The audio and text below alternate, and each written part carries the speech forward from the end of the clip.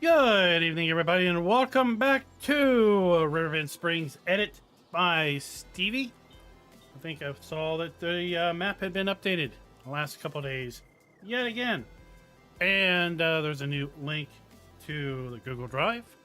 So if you don't have that, go and check out my video. I updated the Google Drive link, and of course, the link in Stevie's YouTube video is always going to be the most accurate. What's up, Waylon? Tuki, Jonathan, David, how's it going? How's it going? We have weeded our beans. And when we get out of the intro, I'm going to talk a little bit about this because it's kind of interesting. We have anywhere between 97% yield bonus or an 87% yield bonus, depending on where we're standing in the field. So, kind of an interesting deal going on there. We've made it into May. We could technically mow our grass. I didn't get a video out this weekend going over the whole grass rolling and all of that because honestly I couldn't replicate the issue again.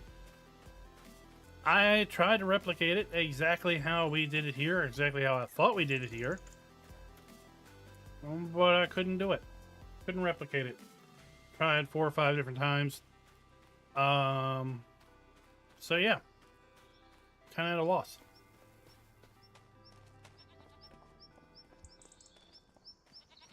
I did see the Uber shop. What do they sell there? Good evening, Miss Hillbilly. And then over here, I've got either 100% yield or 90% yield. Kind of interesting.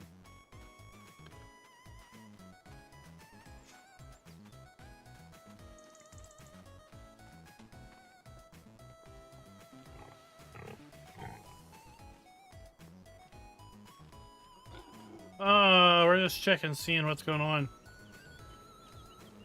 I have not actually been on here since last Friday.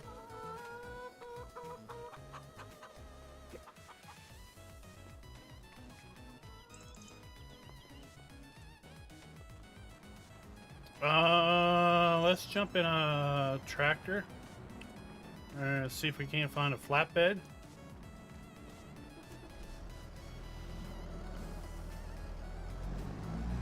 Check out our stone and our milk area. I do know what we need to do. We need to haul milk.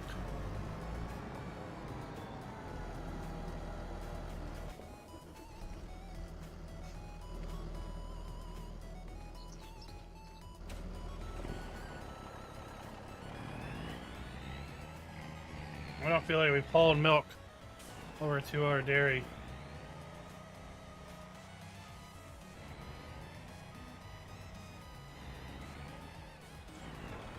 I paid some bills earlier today. I don't write checks very often anymore, so I actually didn't have an issue with that. I was like, what year is it? 25? Okay.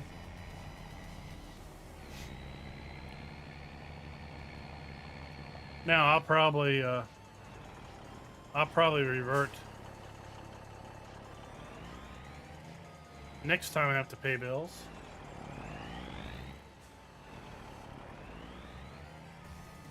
I also have an update from Cavalier Roy for Riverview.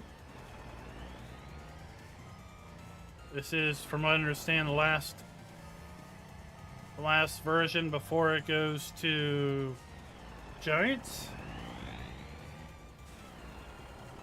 We'll be talking about that also once we get into the show. See if y'all want that to make a quick return at some point in the next few weeks.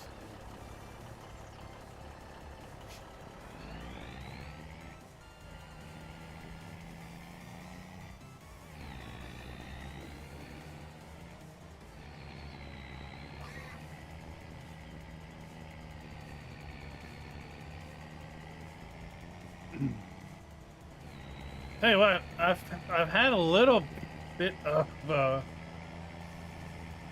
lack of motivation the last several days. Last week, you could say this whole year I've been overall not overly motivated. Maybe it was all the grind.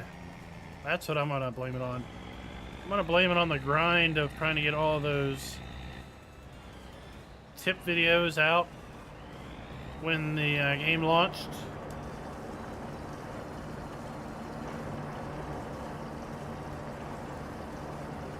But there's other things I feel like I'd rather be doing than messing with farm sim, honestly. Alright, we got this grass is, I think this grass is at full growth because it's slightly taller than the wild grass.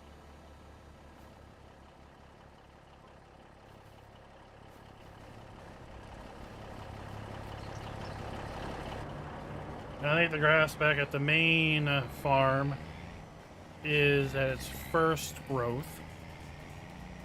Now I know grass growth is the same now.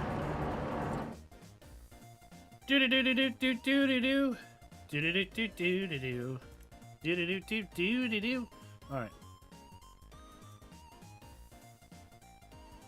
Yeah. Let's activate bottled milk and goat milk. Sure, let's do that.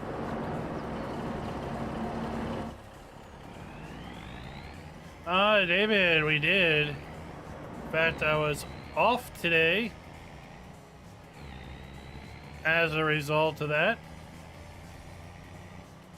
We have probably 6 inches or so of snow, and then a good 2/10 of an inch, maybe a 1/4 of an inch of ice on top of that.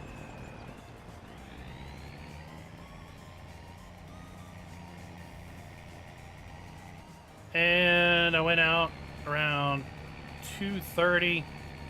I cleared the car off, and man, I had to work to bust through that ice layer so I could to get the snow off. But I wanted to get that done before, of course, it went to more of a deeper freeze tonight.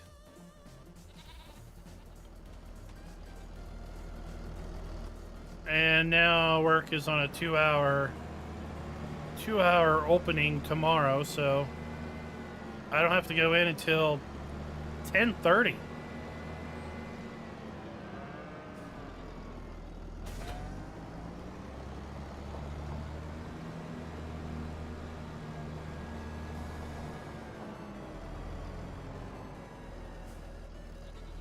Give me some milk.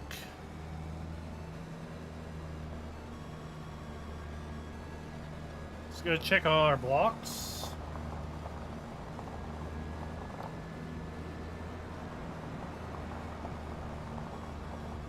So after I got the car cleared off, it snowed a little bit more. So we're gonna have to clear the car off again tomorrow. But it won't be too terrible bad, I don't think.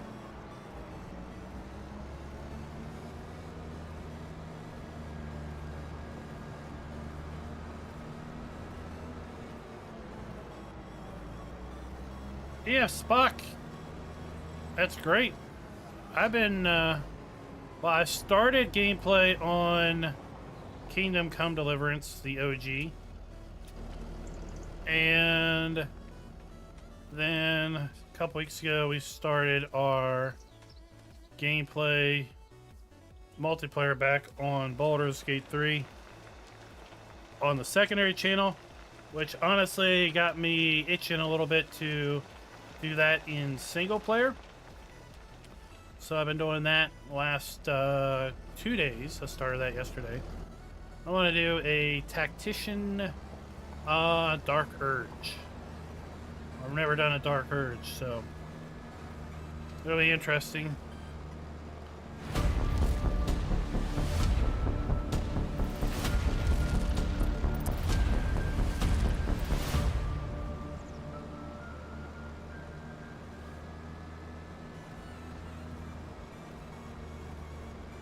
What's up, everybody, and welcome back to Riverbend Springs, edit by Stevie. We have made it into May. Today we're going to be doing some more grass work. We're also going to be talking a little bit about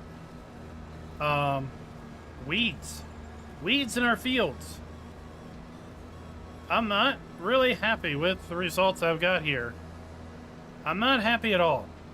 And I want to know if, one, you all are experiencing this, and two, if you think it's right or not. We also need to go check on our potatoes. I forgot all about those last year. And, well, as a result... yeah, as a result, we lost out on a whole potato harvest, so we have to do our potatoes. Let me park the tractor here. Run across the street. We got oats in here. I planted oats in here. And look, I got 100% yield bonus. Yay for me. Well, unless you're over here. And then I have a 90% yield bonus. Boo. What's different? Dead weeds. Dead weeds is what's different. 10% yield drop because I have dead weeds. What?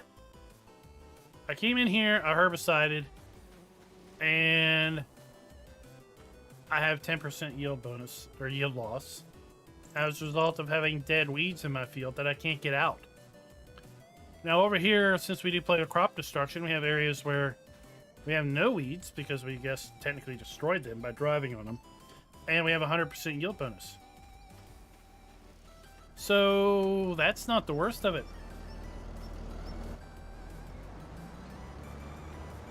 Let me over here.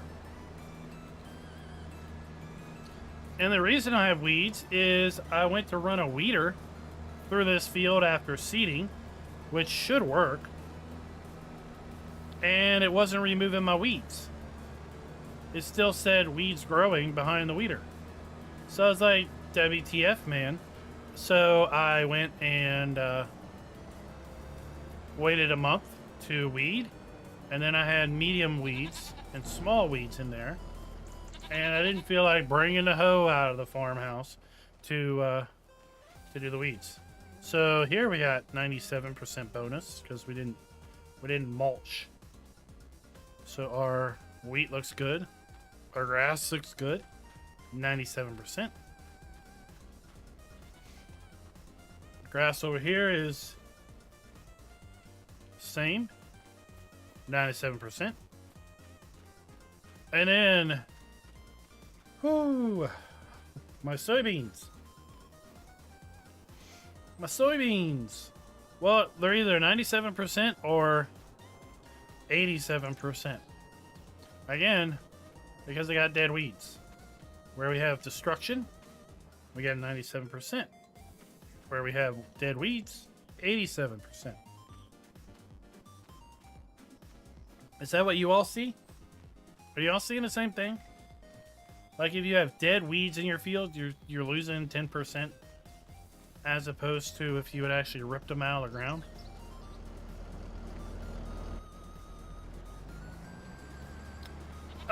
David, yeah, I mean, now if we had systems down, if there was a system down or if there was something else issues, we'd have to go in to resolve that. But we're not essential for the purpose of clearing the sidewalks, clearing the walkways, clearing the parking lots, or anything like that. And then tomorrow, I plan on going in at 10. But some of my guys might not be able to make it in. They got further to drive, or they've got longer driveways, and they don't know if they're going to be able to technically get out. So in that case, they can work remote. They just need to declare their intent so that we know, right?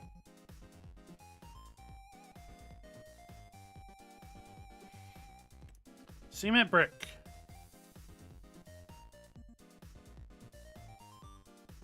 The warehouse. And we have our goat milk bottle.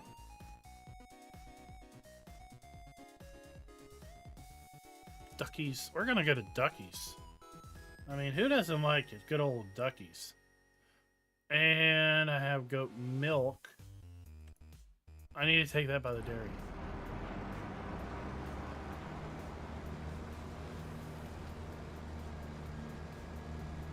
Well, if you spray them, I don't know. I don't think the weeder will do anything.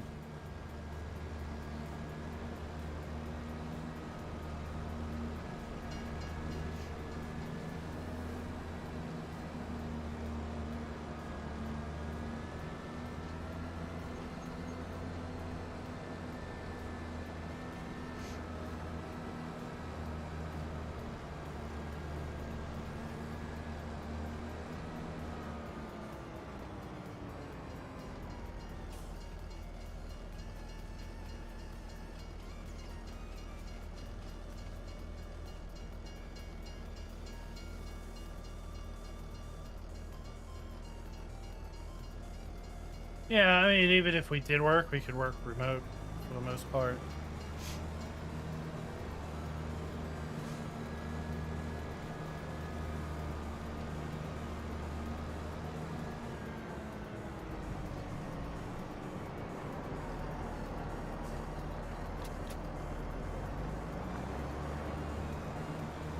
Alright, let's go to Duckies.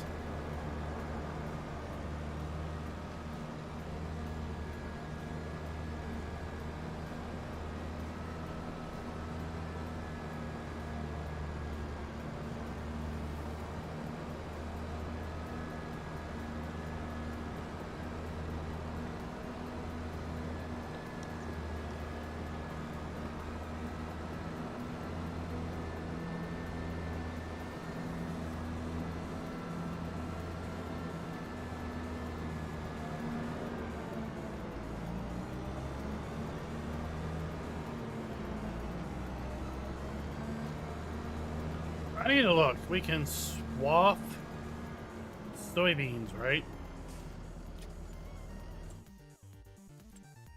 Swather, where are you at?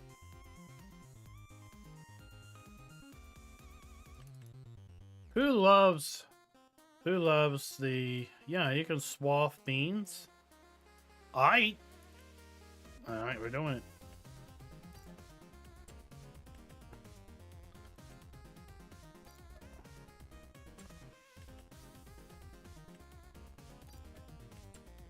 Oh, wrong one. Wrong one.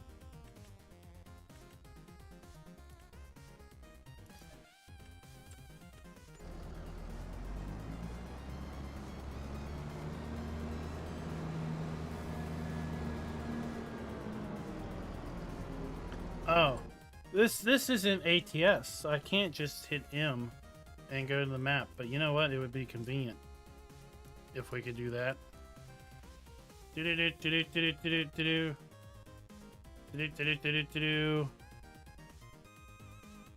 Don't mind me.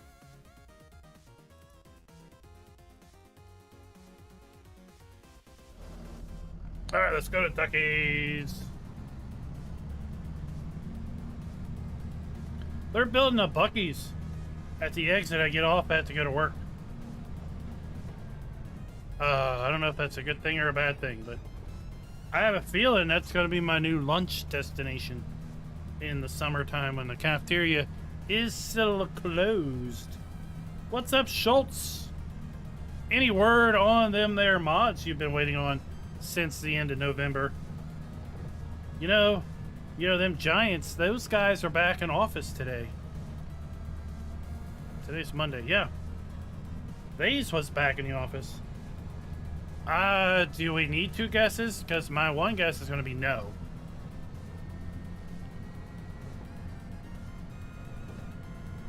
Am I on the nose with a single guess?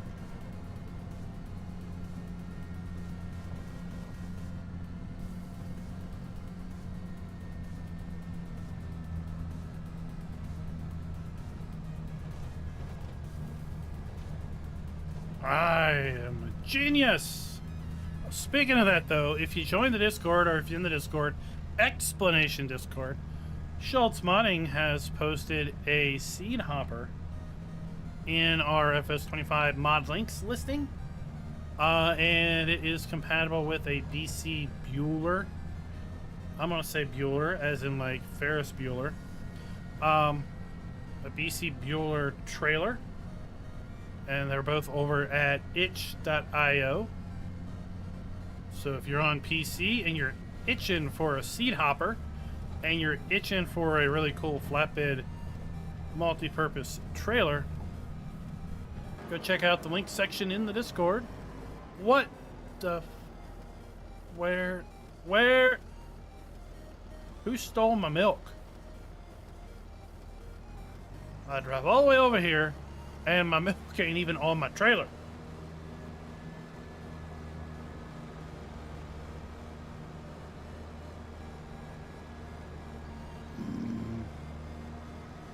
Let's go back and see if we can't find the thief.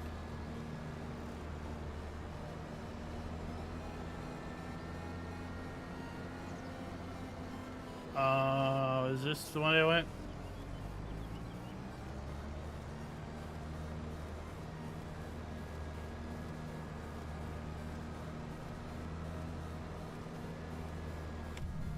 I mean, even with... Do places not have air conditioning there, David? I thought they would. I know in Europe there's lots of places that don't have AC.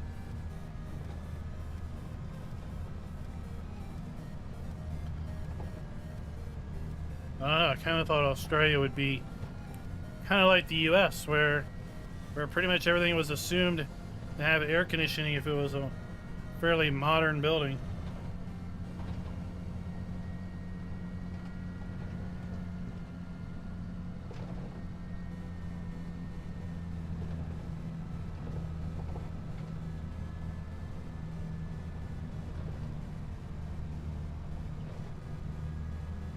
Let's see if my milk's over here. I feel embarrassed.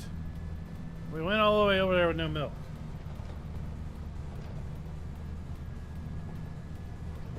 Oh, okay. I thought you like schools. No school because it was hot. There's my milk. I swear, somebody been driving over my milk.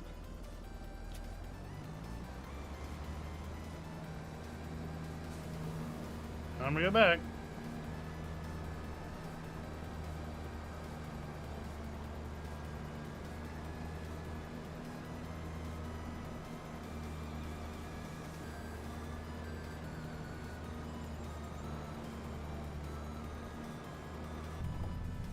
Oh, something I learned from the partner Discord. There are scripts built into GE to automate the placement of forest foliage.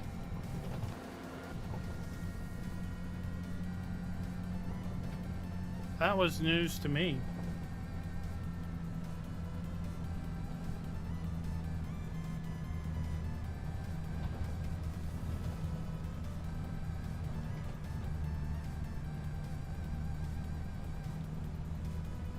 Well, maybe the yield penalty is dead weeds, because I had 100% yield on a field where I sprayed herbicide, but I didn't have any dead weeds.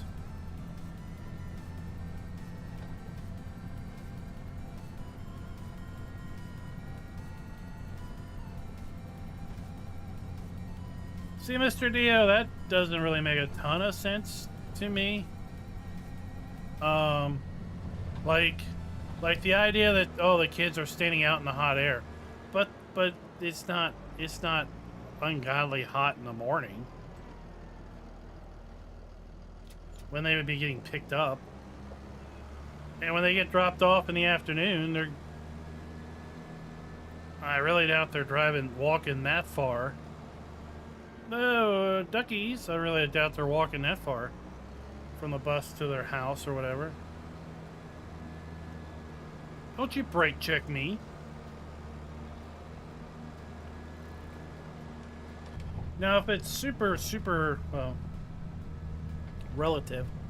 If it's super cold here, relative to our typical cold, then they'll delay opening. So kids aren't standing out in like single digit temperatures or low teens.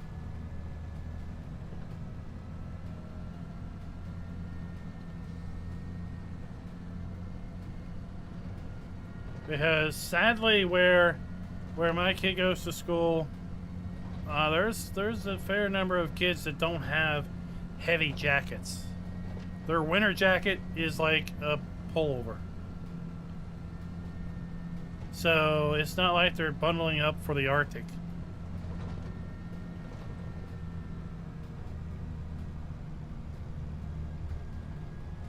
They're in a fleece hoodie that's a zip up. And that's their winter jacket.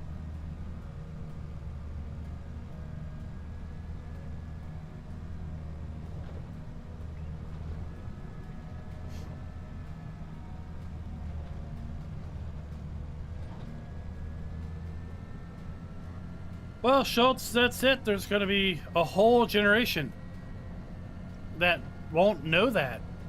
And it'll be something that will be learned all over again. Or they'll talk about it. Like they'll see that movie and they'll talk about how funny that is. And then someone will do it and then their tongue will get stuck and then they'll freak out. And then, well, then it's the next internet sensation of TikTokers. I'm just randomly picking roads here because I have no clue where I'm at. Oh, I've made it to a ferry crossing.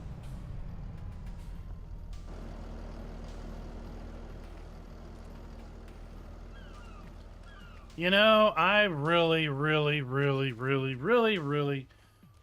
wished that this was what I thought it would be when I first saw it. I hoped and wished this was a tunnel to the sawmill. And I wished and hoped that you could float trees down the tunnel to the sawmill. While we're waiting on our ferry, do y'all know about this? Oh, sorry about the jittery steps.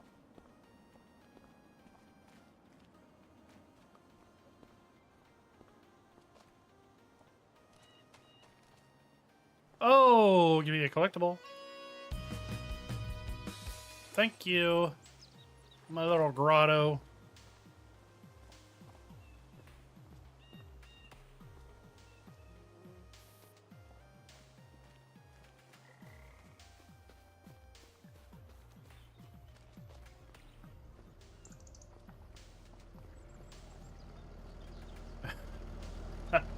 This are they just don't are they not picking up what she's laying down?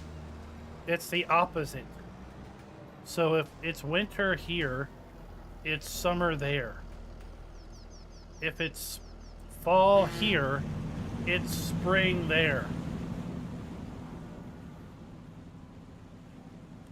I mean, you know, the idea that it's hot for Christmas just rings wrong to me.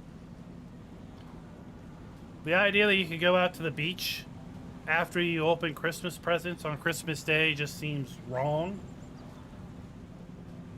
But, you know, that's just something I've never thought about experiencing. The idea that it's cold in July seems weird. And it might be hot in June or January. That seems weird. But to your yin, there's my yang, right? There's two sides of the planet.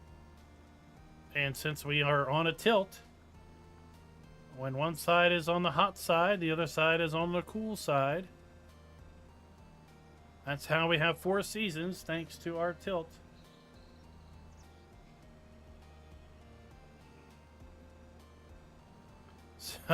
So the idea that it's cold when you have Summer Olympics and it's hot when you have the Winter Olympics on TV.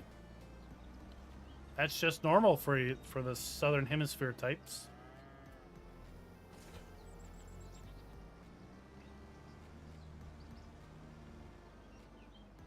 Alright, we'll park this here. Let's go get our new Macdon.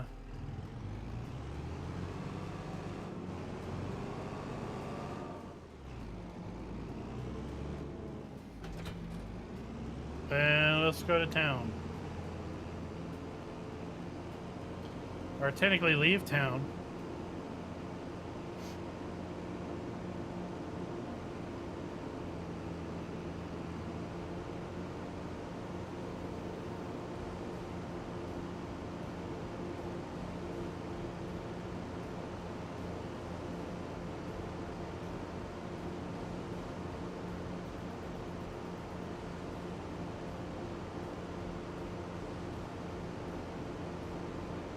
Well, we had, growing up, we had some family in Alaska. I guess technically they're still in Alaska. And they visited once, and it was interesting. It was interesting to, no, two,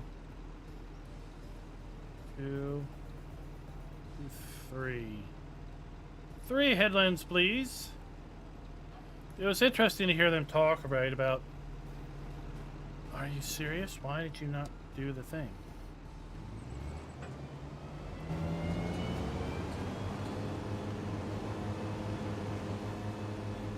It was interesting to hear them talk about their summers, right? Because they can get up 70s, they can get up 80s in the summer. It's just their summer is really short, right? So their summer is super short. And then this was obviously long before the whole Discovery, you know, Gold Rush shows and all that.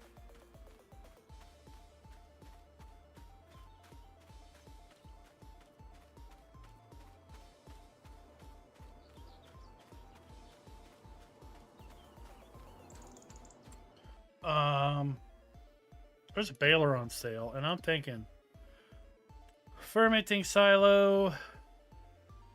We could still do this.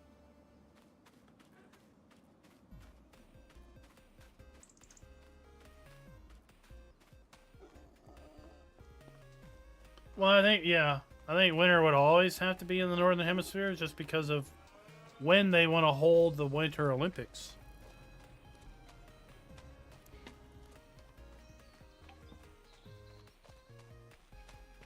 Right, like Australia hosted a Summer Olympics one year.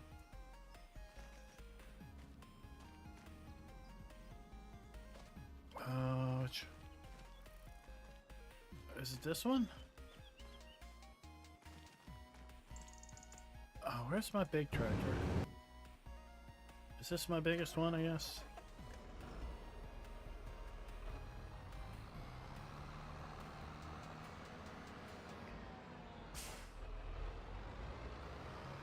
So we're actually gonna, usually snow that falls here is only around for a day, maybe 2. But the snow that we got last night and this morning, I think it's probably gonna stick around for about a week. Because tonight we're gonna be in the teens. Tomorrow we're looking maybe to get up in the upper 20s. Sunny, but upper 20s, so we might have some melt there with the sun. And then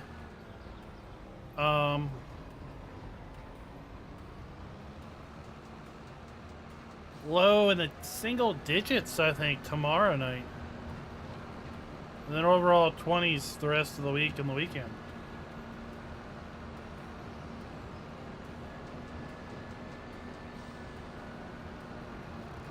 Well, I think the big thing spot gaming is concrete. Like for concrete to set up, it's got to be a certain temperature. So if you're doing concrete work, you can't really do concrete work unless it's a certain temp.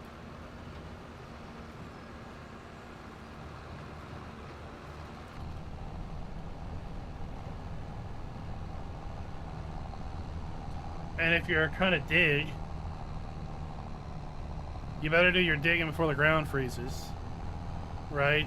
So if you can schedule it right and get your digging done before the ground freezes and get any concrete work done before the temperature gets too cold, then you could place steel and do other things in cold. But I don't know, maybe you don't want to place steel when it's too cold because the steel shrinks. Maybe you don't want to put it all together when it's shrunk. Maybe that'll put too much stress on the structure when it warms up. I don't know.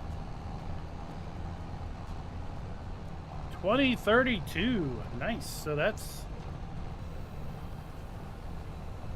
7 years from now. 2 Olympics.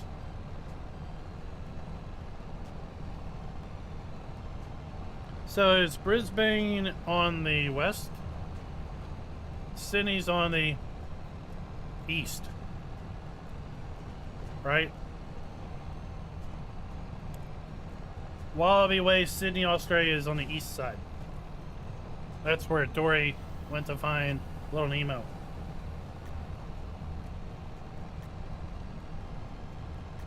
I want to know if that address exists. Like, if that address exists, do people make a pilgrimage to that area, that address?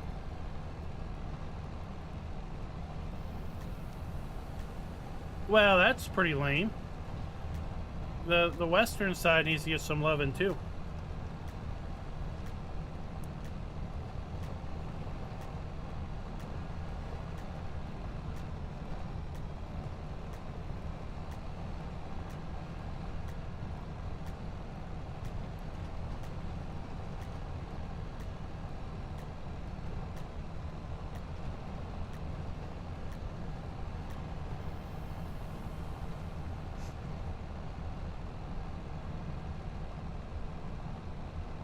Oh, so maybe there just isn't the infrastructure.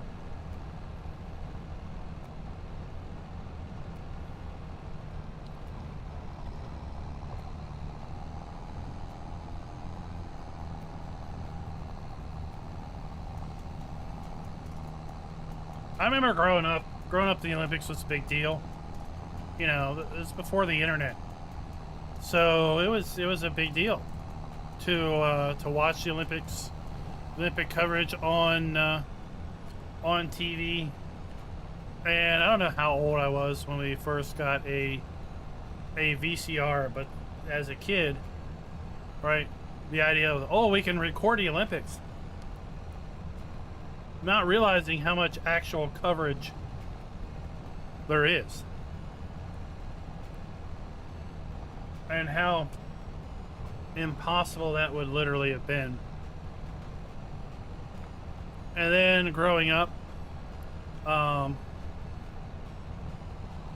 probably, 15 years ago, I had, before all the cable TV went digital and everything, I had my own DVR set up here in the house. I used a Linux setup called Myth TV. It probably still is out there, but they had a for the people who really don't want to deal with Linux, they had a Myth Ubuntu distro. It was Ubuntu and had all the Myth stuff in it, everything you needed, all in one easy, quick install. And I had a tuner card in it, or multiple tuner cards in it, And then I eventually upgraded to a digital network tuner that had 2 tuners built in, so you can record 2 shows at once. Why? What the hell is that doing? My trailer was possessed. And I used that for probably 10 years. Recording shows. And the idea of recording the Olympics there. Well, by then, like, they were simulcast across like 5 or 6 different networks. So that wasn't going to happen.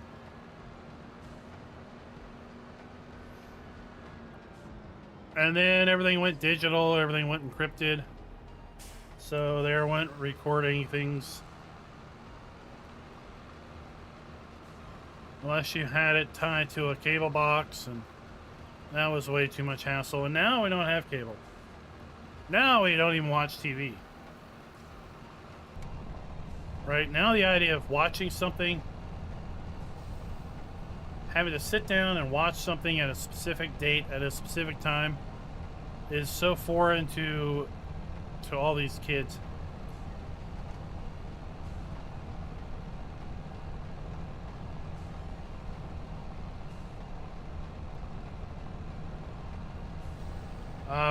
That's why you had the VCR Plus, right? The magic of entering a 4-digit code, and somehow the VCR knew exactly the channel and the time and all that.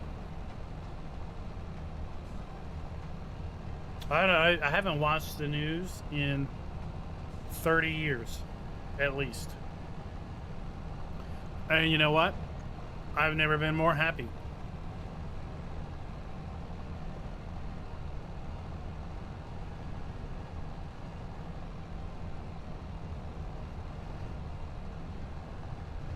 You know, 9 times out of 10, you would screw up, dial in the phone number on the 6th digit. You know, that was back when you only had to dial 7 digits. Well, now you gotta dial 10 digits. Right?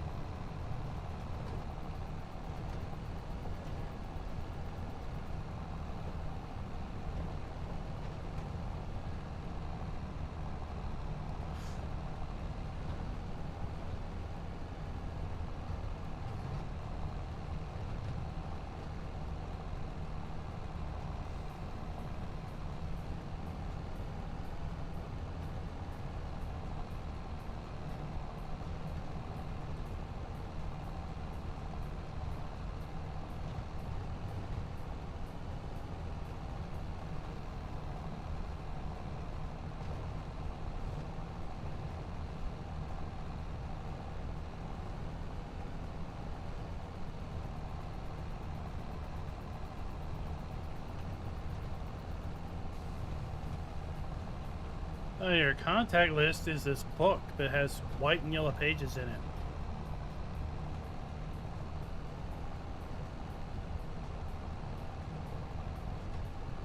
Alright, clearly we need to go the other way around, because this way is slow. We're climbing a hill.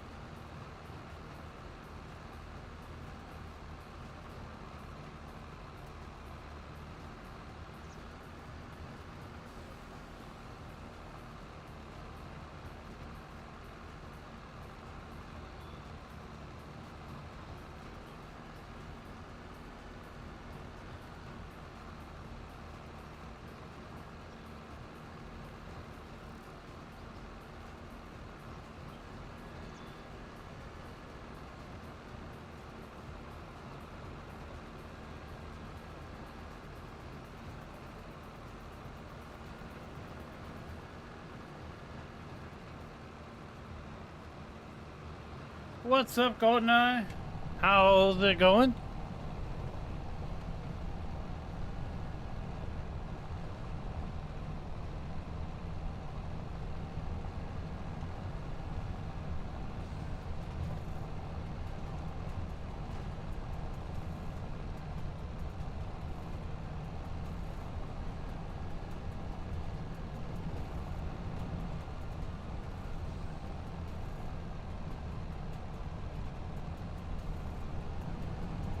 Dude, don't hit me.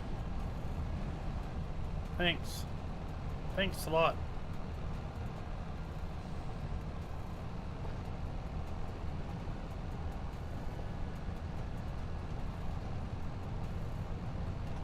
Hey!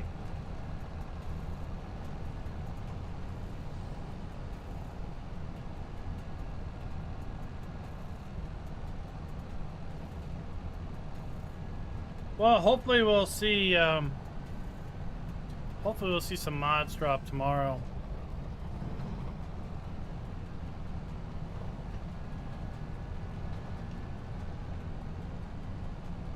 It's been a little lonely. Been a little lonely not having a map drop like every other day.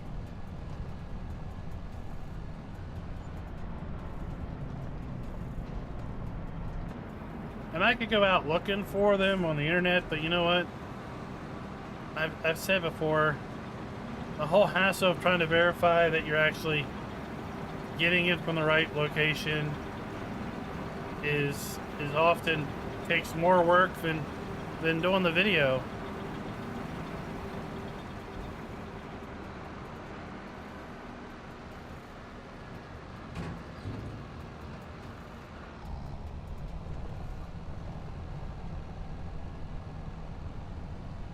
You have Spock. There probably has been several updates. The only location you should go to get those updates, though, is the Courseplay GitHub. If you find Courseplay on any other mod site, you can't guarantee it's going to be the latest version.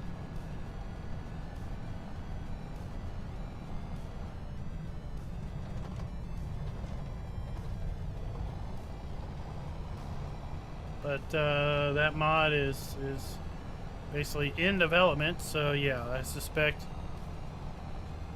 there's going to be lots of updates between now and when it does make full release on the Giants Mod Hub. There's only one map on the Mod Hub. Frontier. Now, Frontier's update, I think, has a couple variants built into it.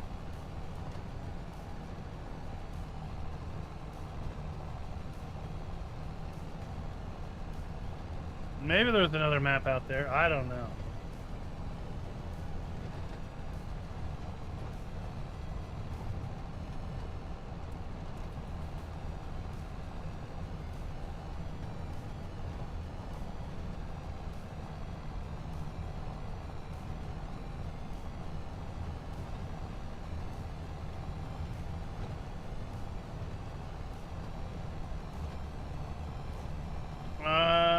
Maybe. I really don't preoccupy myself with trying to remember what's on the Mod Hub and what's not.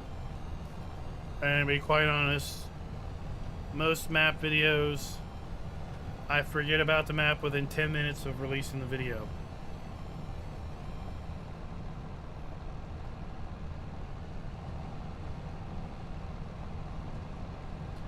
Well, Greenville, right, I gotta say, Universal Autoload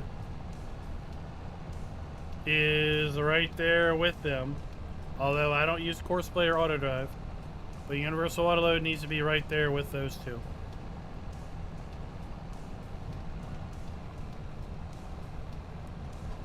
Yeah, I saw that.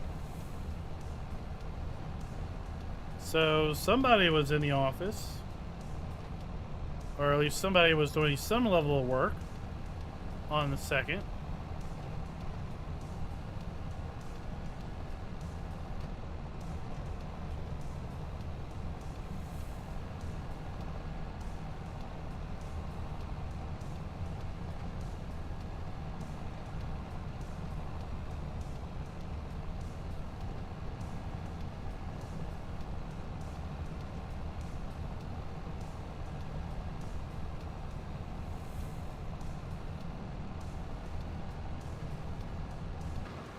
Of course, I don't know, maybe you can't program Courseplay or Autodrive to use Autoload. Can you?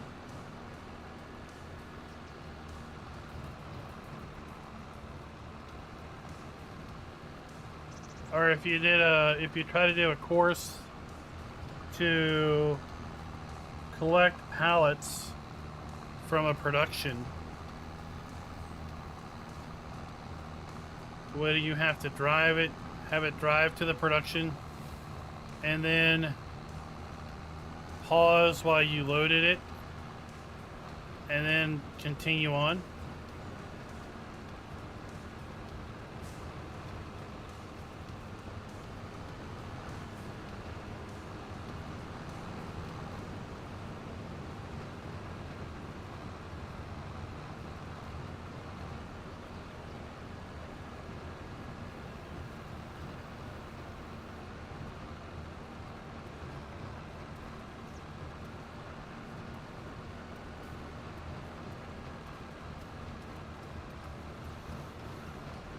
It's interesting how we're getting nearly a full round per load.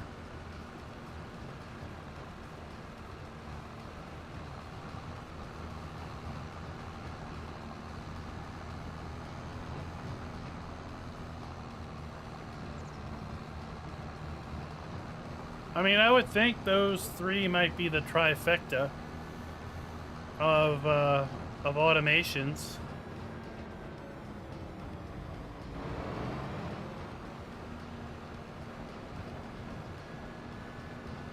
I heard late in 22 you could do a bale loading course, and Courseplay would load bales off of a field. But I think that was using like one of the bale trailers.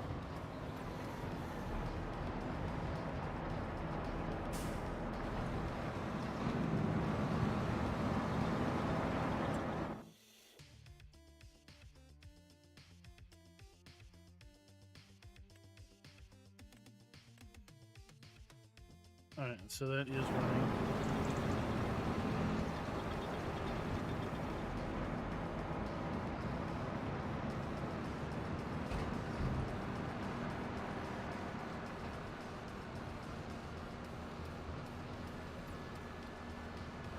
Manual attach is good, but I found that it conflicted with a lot of things.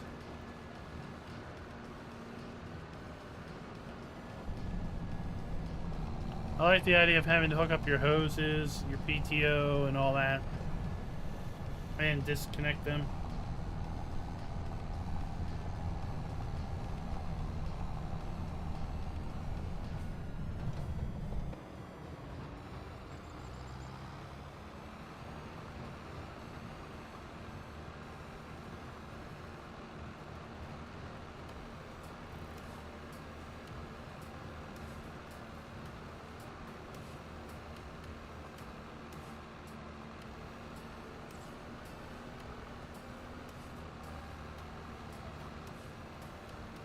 Alright, let's get started on picking this up.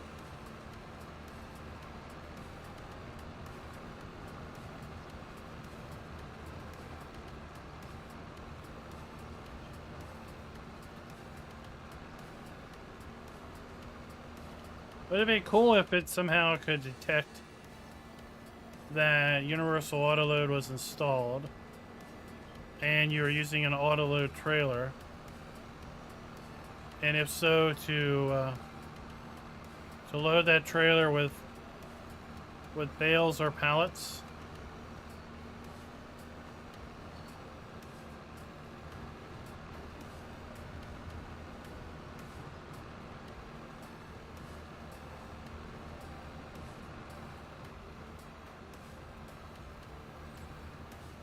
That would be kind of neat.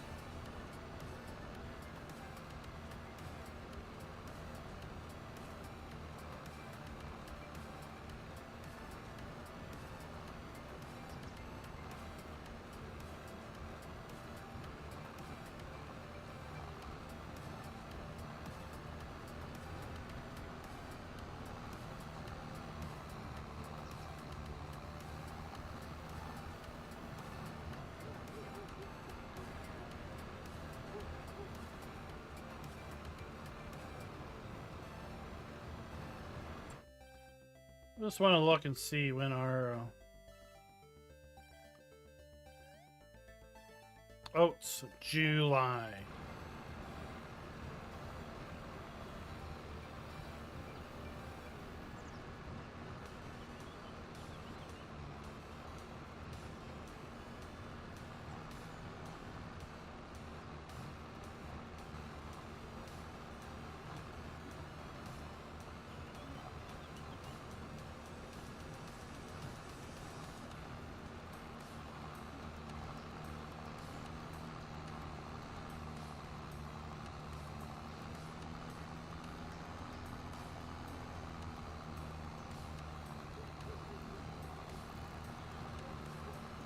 So if you've not loaded a single bale or pallet or log in 9 years, what do you do?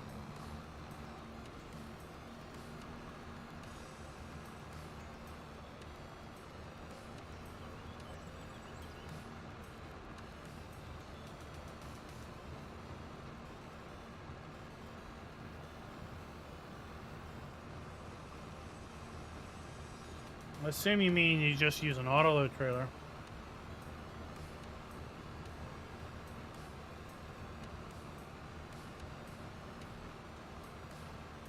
And had we had autoload trailers to go back as far as, like, 13? I know we had autoload trailers in 17.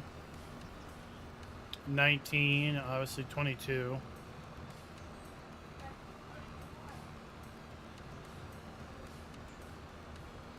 But my experience with autoload ends at 17. I don't go any further back.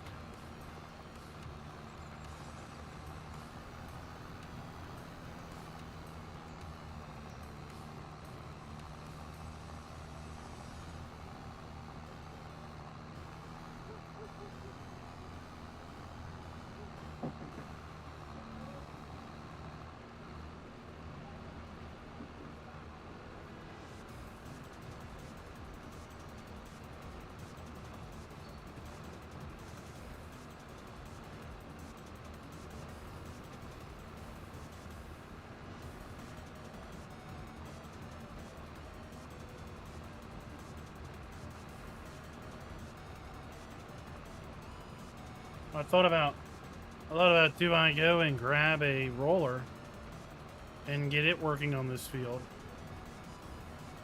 I don't know if I'll be able to keep up with a roller.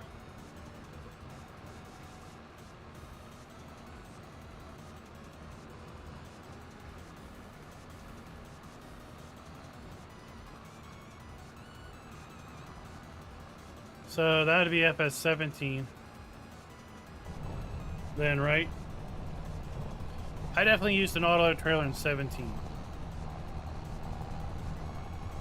But back then, it wasn't universal. Back then, the autoload script was in every autoload mod. So, you know, every trailer that was autoload would be self-contained. It would have its own autoload script in it. And then you could end up with lots of different scripts, all loaded into memory, all that do the same thing. No, we're making silage in a fermenting production. Just because it was available on the map.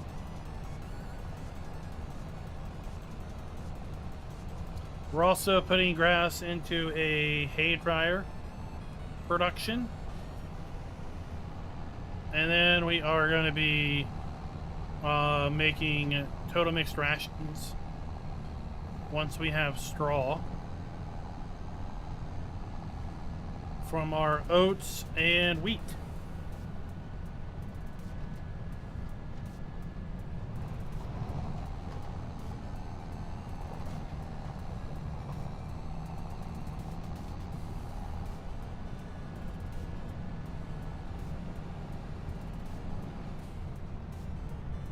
Alternating between our silage and our grass dryer.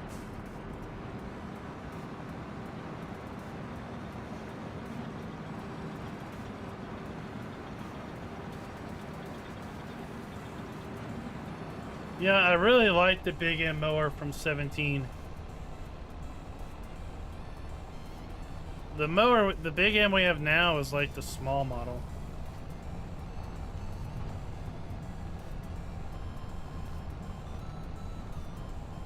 It's built into the map.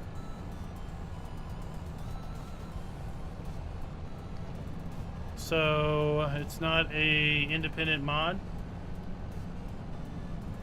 Although you may be able to download it from Stevie's as a production pack or something.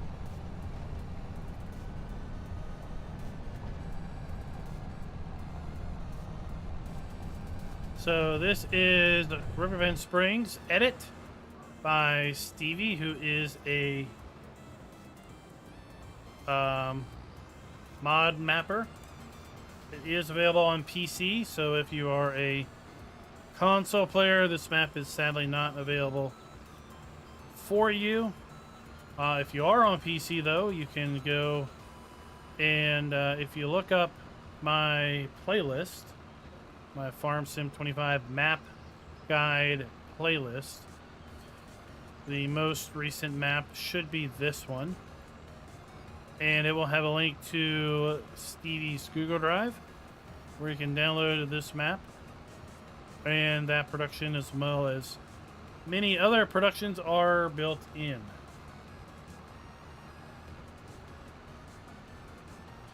It also has a link in that video to the map release video that Stevie put out,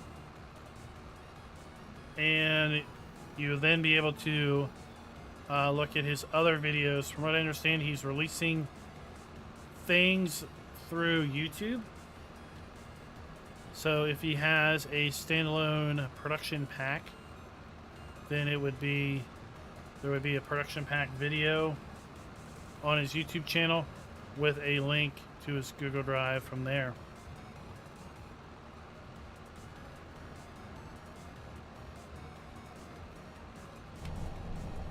Well, I mean,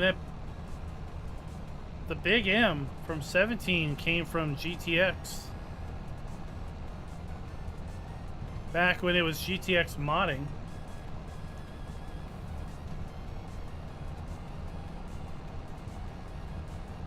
And it was released over on Mod Hoster.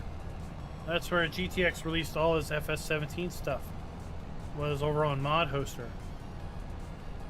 It didn't start releasing things on the Giants Mod Hub until 19, I think.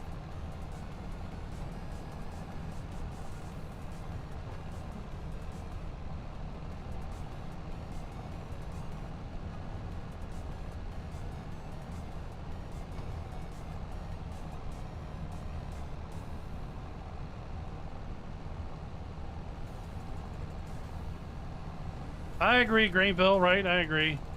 I wish the productions were a bit more involved, a bit more animated.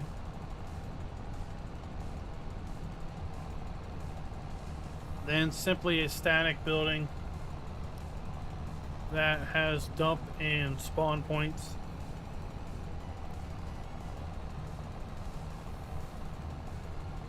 I don't consider smoke coming out of the smokestack really a meaningful animation.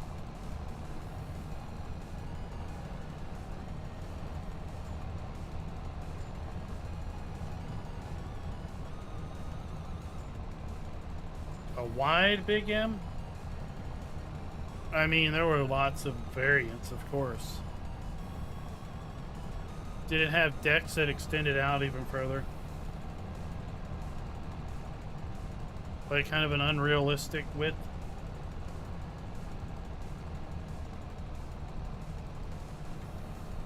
Now maybe somebody's modeled a bigger Big M. That I don't know.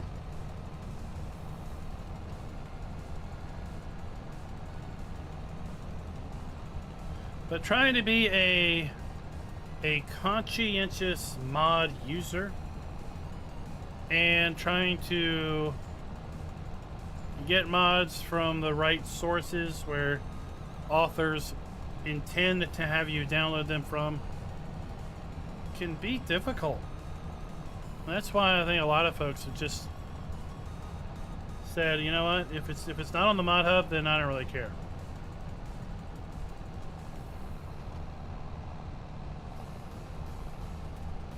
Now, to that end, there are, once you know your modder, right?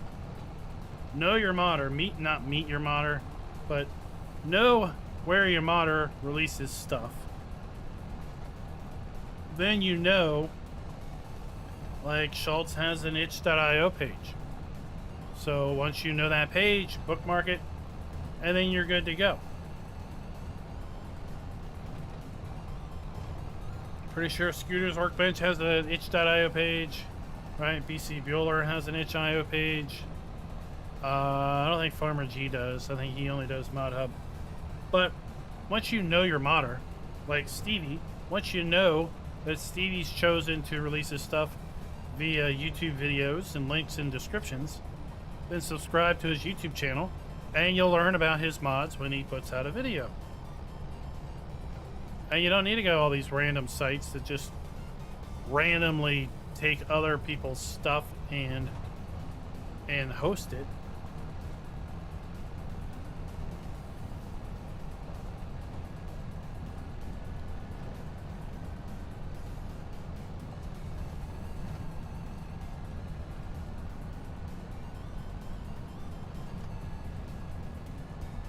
On this map, I've done a few contracts and I haven't had any issues.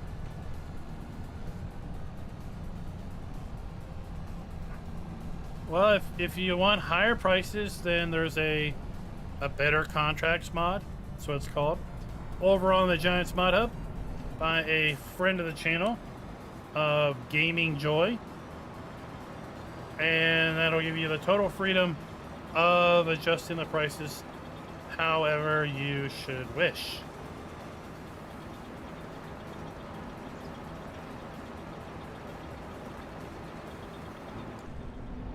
So if you want to make them super profitable, you can do that.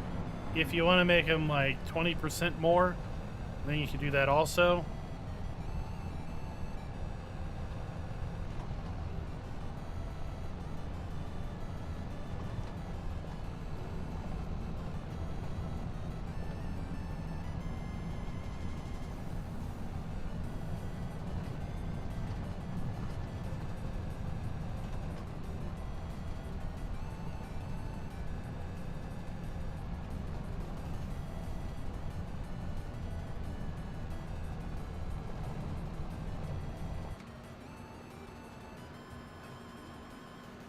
Alrighty.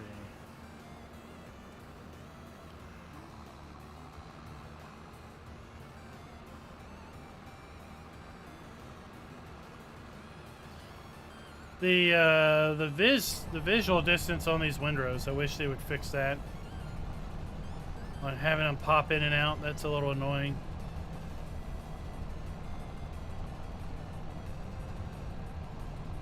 Nutrageous, do you know the mod I'm talking about?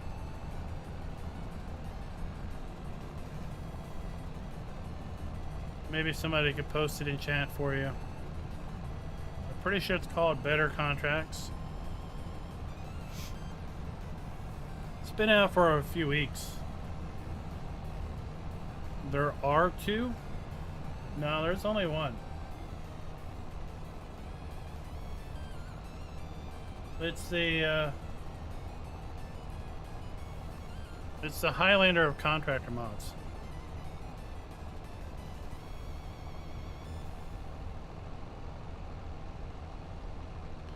Doody-doo, here, contract boost.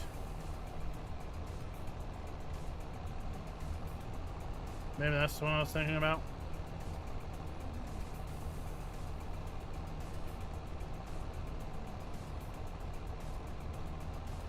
Let's just spin our little circle.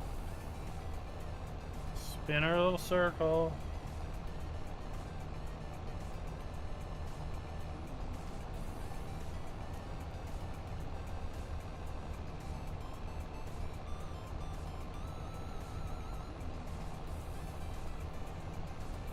What is wrong with you?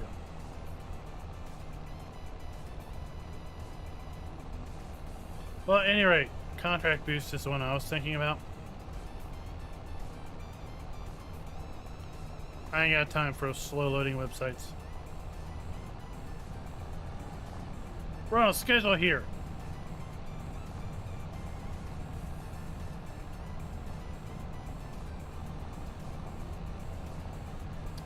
Do you have a GitHub? There's a GitHub link.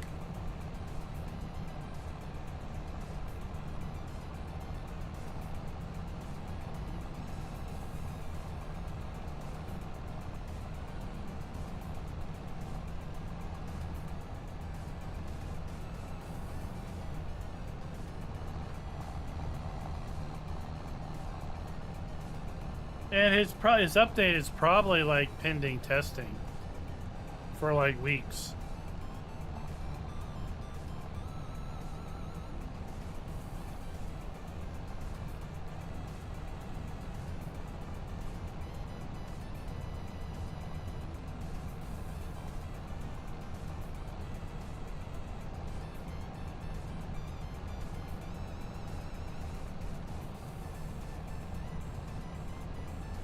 We're gonna come back and get this windrow next time.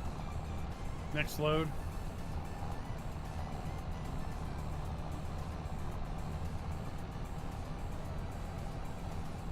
Chad, wait, what's data dump?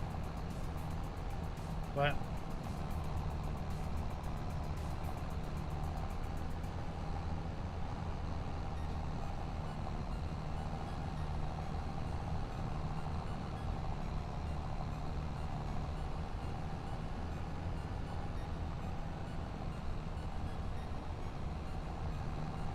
I don't understand your question, Chad.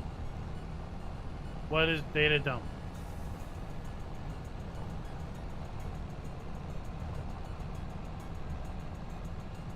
Oh, the data dump mod is kind of for developers or modders. It takes like a whole bunch of stuff. I'm just gonna call it stuff because I haven't bothered trying to decipher it. It dumps a whole bunch of stuff to file. Variables and values and things.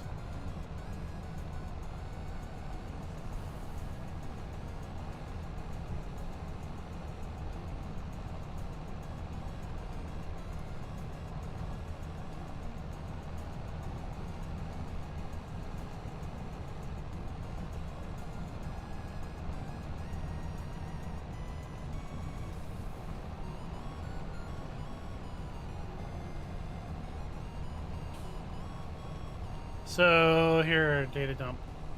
The main purpose of this mod is to save global tables, function classes, and variables from Farming Simulator to a well-formed Lua files. These files will better understand the Farming Simulator object model through reverse engineering. With these global objects as a starting point, you can then use console command DT save table from the mod developer power tools to save the Lua tables out to a file. If the output of the data contains a global table called GUI, you can then execute the console command yada yada yada. A whole bunch of words that don't mean anything to me whatsoever because I am not this. And therefore having access to these things is useless because I don't do that. So it does this. And then you as a developer or a modder would then take this and know what to do with it. It's well above my head and what I care to bother with.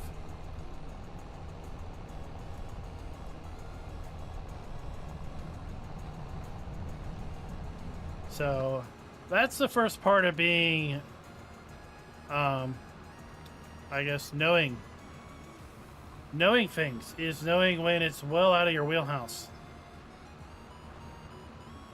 And that's definitely out of my wheelhouse.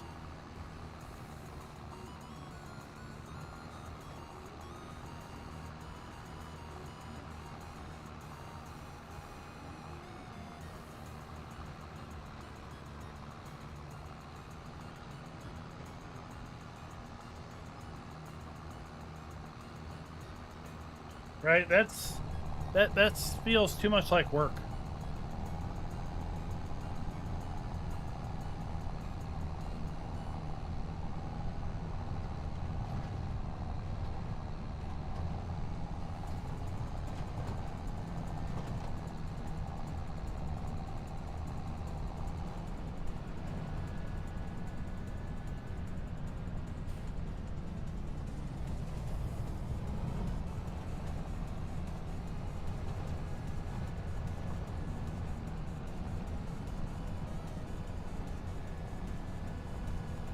Well, I mean, if I was a programmer,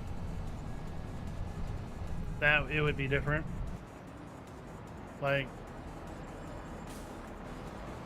I work in IT, but I don't program. I don't code.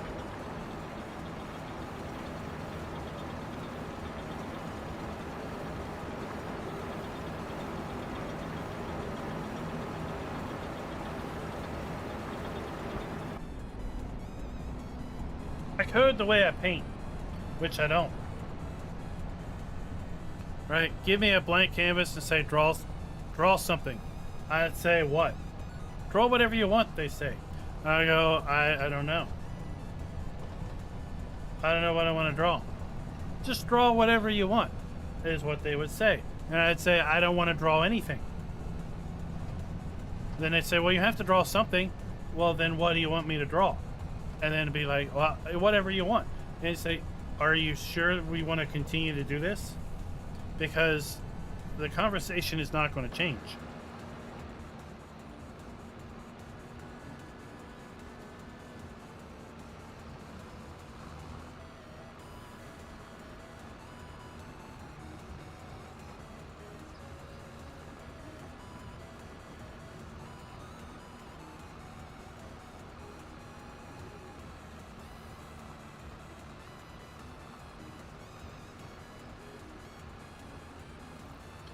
Yeah, then the story can go, well, draw your favorite thing. And I go, well, I don't have favorite things. And then they probably just curse under their breath. And they say, well, just draw a house. I'd say, well, what kind of house? I mean, do you want it like, you know, a single story house? Do you want a duplex? Do you want a split level? What do you want? Do you want a brick? Do you want it painted? Do you want vinyl siding? And then they would probably cuss some more and just say, just draw whatever damn size house you want. And I go, I don't really want to draw. And then they would just throw their hands up and say, just forget it. And say, yep, that's why I don't program. Because I'd be like, what do I want to program? I don't know.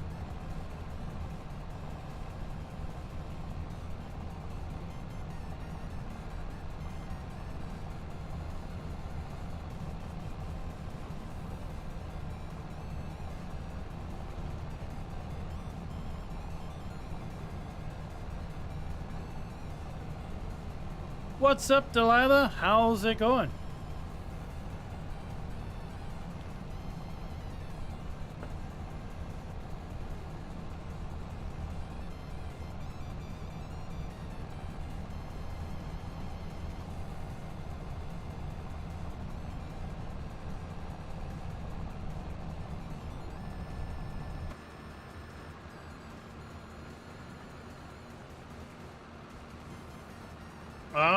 Snow free for you. We got a little snow, nothing huge.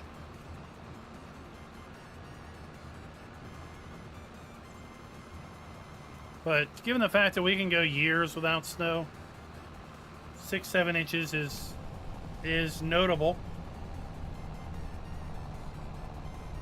Right?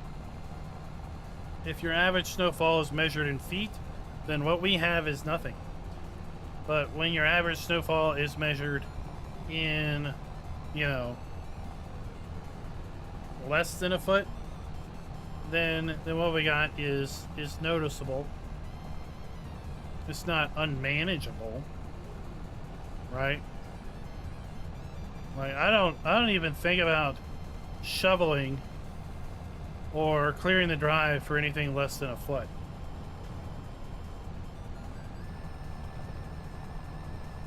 If I can just drive over top of it and the bottom of the car doesn't, you know, snow plow it, then it's not, then it doesn't need plowed, doesn't need cleared.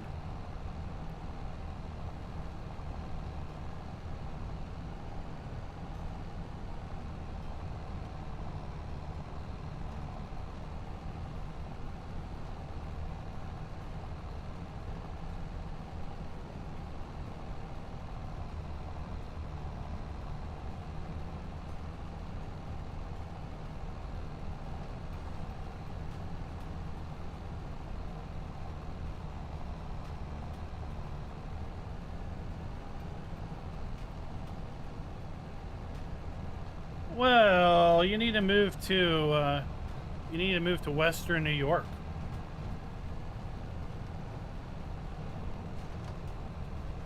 Where they get feet of snow a week. All that lake effect snow where it just cold, moist air comes across the Great Lakes.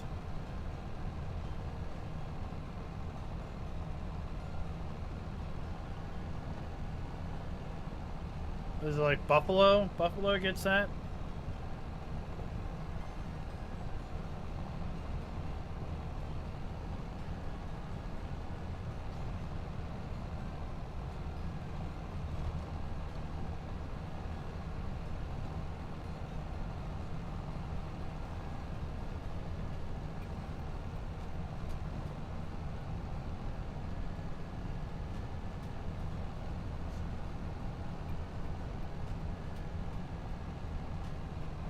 Yeah, that lake effect stuff.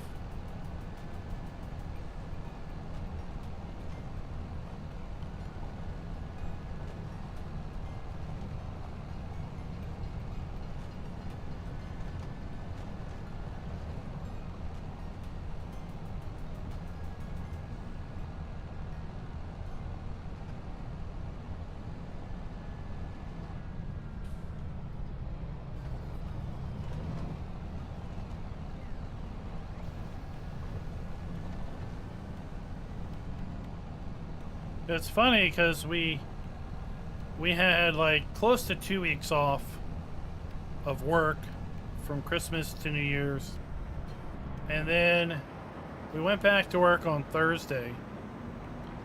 Worked Thursday and Friday, and then today was basically off because they canceled classes. And when they cancel classes, we don't have to come in. Tomorrow we're a 2-hour delay on opening, so staff don't need to be in for 2 hours beyond your normal time, which is great.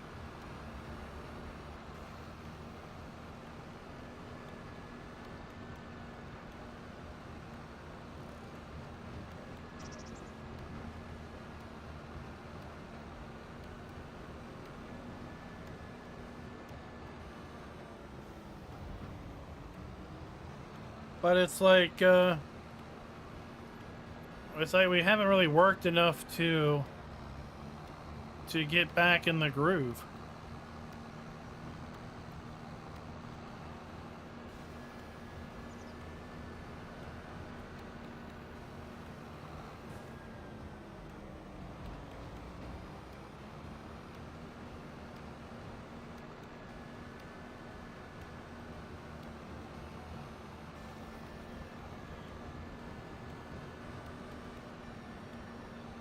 Oh, wait, we're back up here.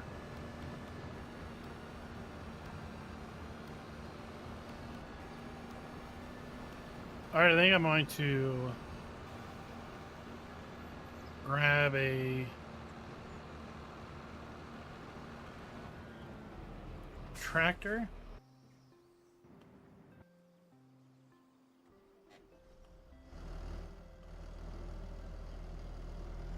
Figure out where that roller is. There it is.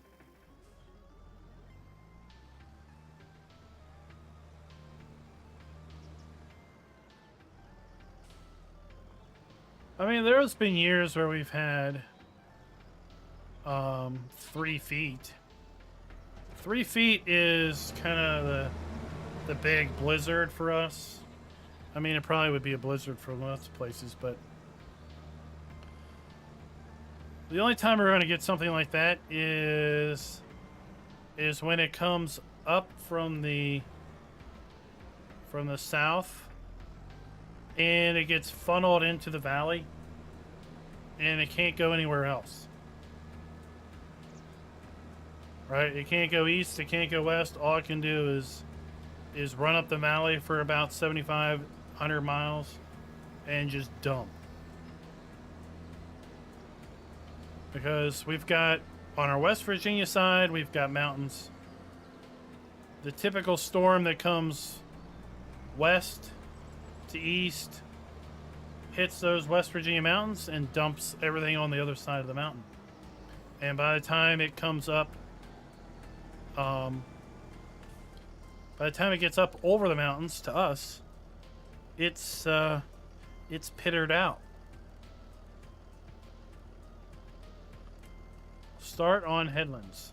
Yes, do it.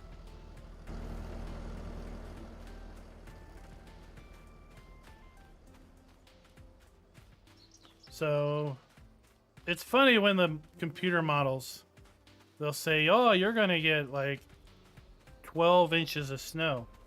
And I can see where it's coming from. And I'm like, no. We might get 1 inch. Because it's going to hit West Virginia and it's going to stall out. It's going to lose all its potency. It's going to dump a whole lot of snow on that side of the mountain.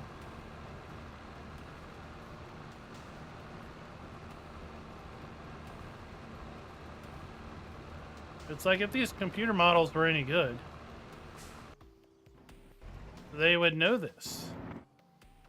And they would,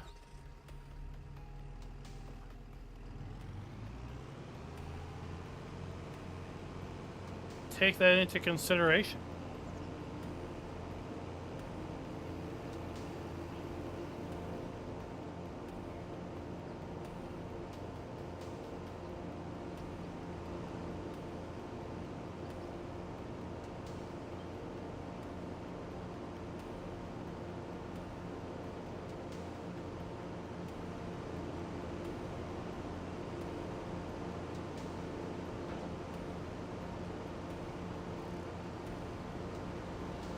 Bring those rear tires in.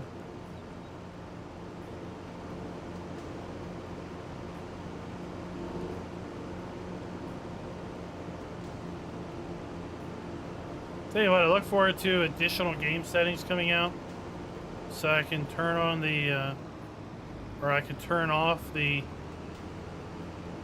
camera collision, and I can get rid of that stupid little circle. Right, the stupid little dot that's in the middle of the screen. I just can't stand it. Because literally it's all I can see when I'm looking. When I'm not in a tractor.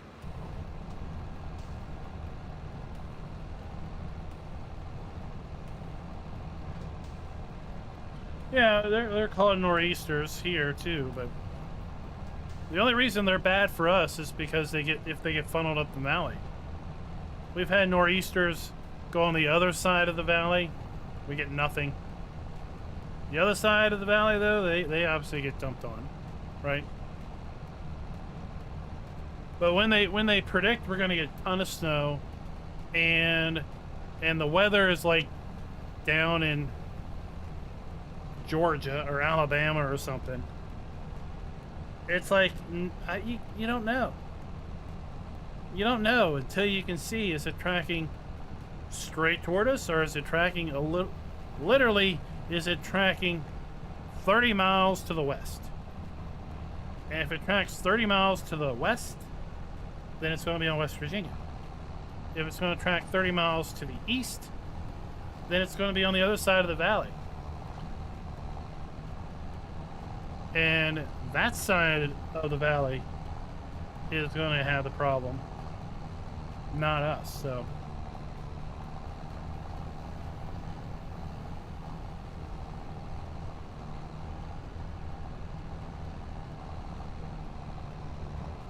but we haven't had feet like that for many years. I remember soon after I bought my snowblower, we had a huge snowstorm. And I don't know how tall the snowblower's intake is. But it was basically up to the snowblower's intake or higher. Right, I definitely got my money's worth that time.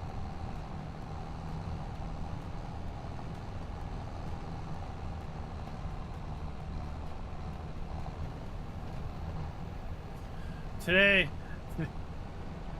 They got a little bit of a chuckle because the neighbor woman.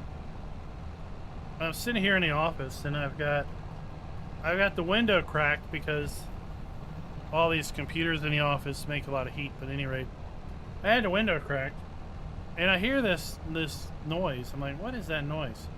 So I go and look out the window.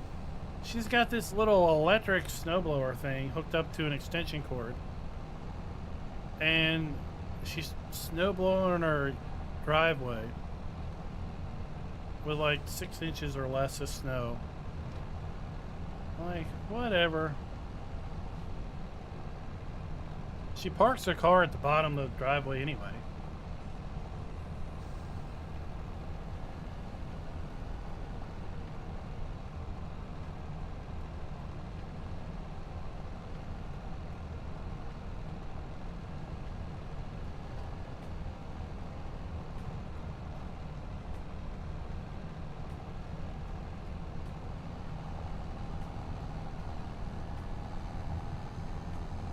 So the deer were like, hey, we're safe. We can just hang out and watch you. Good morning, Grizz. How you doing?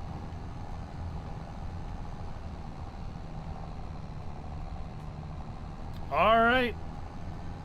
Get out there and get to plowing, right?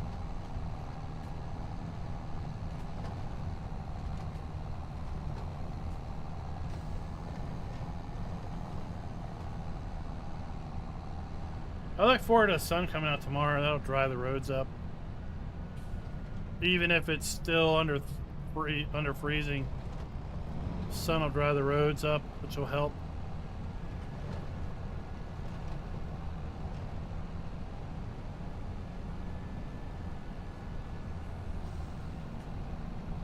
Well, Chad, don't you know that back at the deer lodge, they have posters, and the posters have a little guy in an orange vest, and there's different guns that the guys carry, and basically the posters say, you know, be wary of this guy because the gun he's carrying is for us, right? When they carry this gun, they shoot us.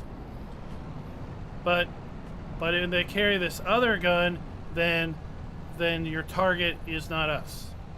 So you can just hang around the guy all you want and observe.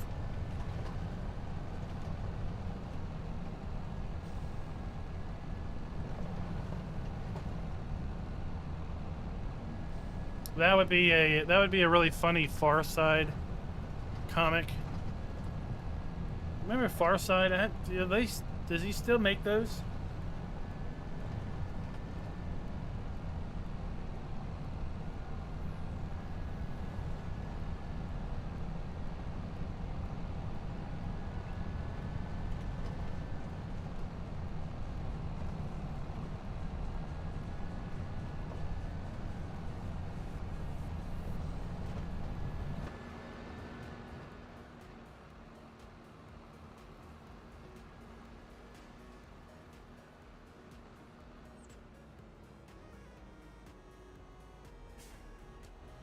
Well, I mean, if you're hunting squirrel, you're not going to use a large caliber. And if you're hunting deer, you're going to have a bigger caliber. Although, I guess technically you could hunt deer with a shotgun and use a slug. Or you could use a shotgun and use pellets for a squirrel.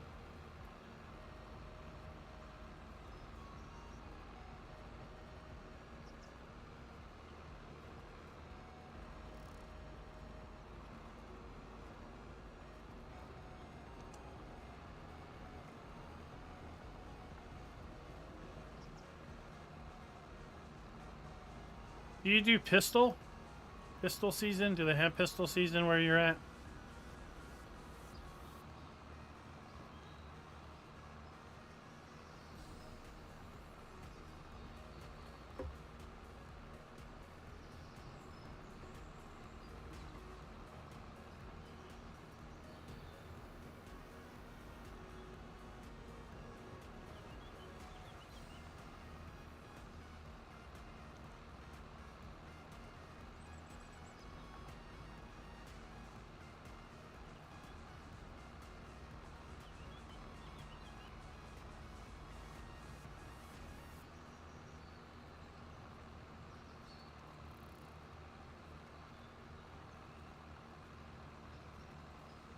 Okay.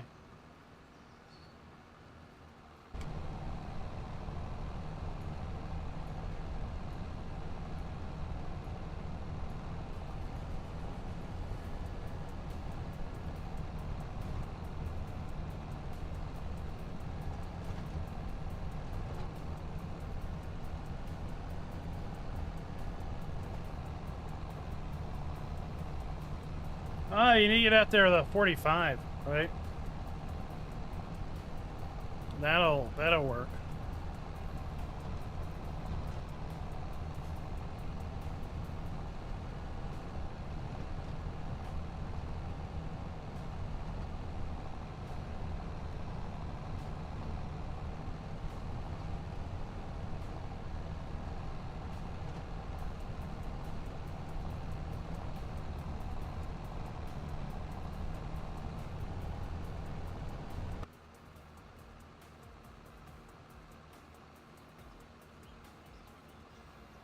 Oh, that kind of answered a question I had. Was if you rolled a windrow, what would happen? I think it looks like the windrow vanishes.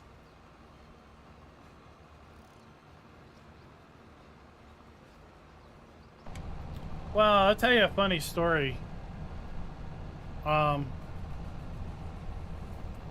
know, growing up, my grandfather, my dad, we had rifles in the house, right? Because it was hunting.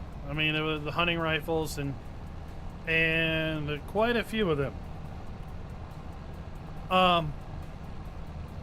And then probably about 10 years ago or so,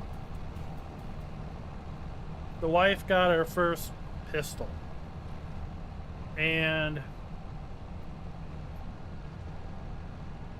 well, you know, if you're a gun owner, you kind of know it can be an addiction, right? You can't just own one.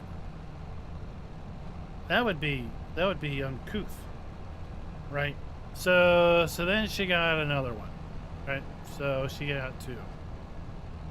Well, my mother would come down and visit, but she was having a conniption about being in a house when there was pistols in the house. And they were like, what's the big deal? You didn't have a conniption about all the rifles in the house growing up. Well, those were for hunting, but pistols are for something else. And it's like, no, not necessarily. It's not the tool. It's how it's used. That's the problem. Right? Don't blame the tool. Blame the tool, the user of the tool.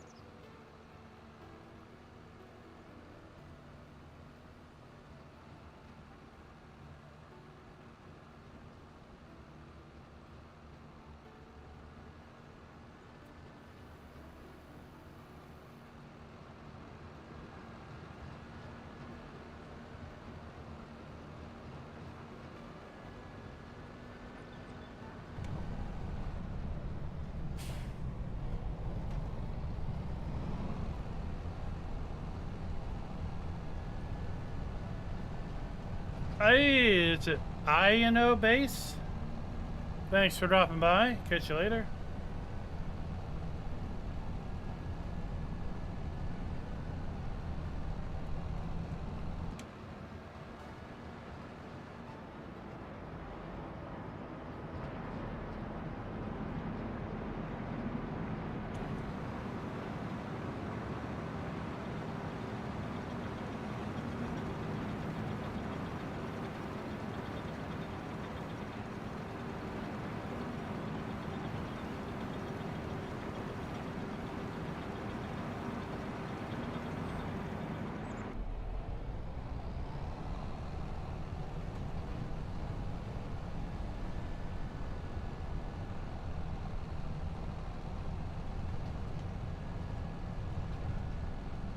Hey, Walter, what's up, dude?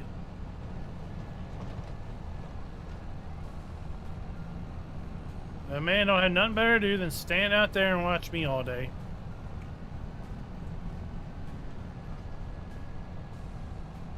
Yeah, that'd be cool, is if you could hire Walter to actually do work.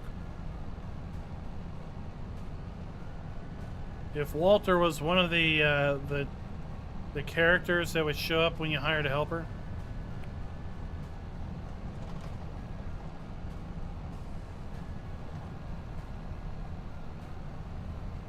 Someone needs to make that happen.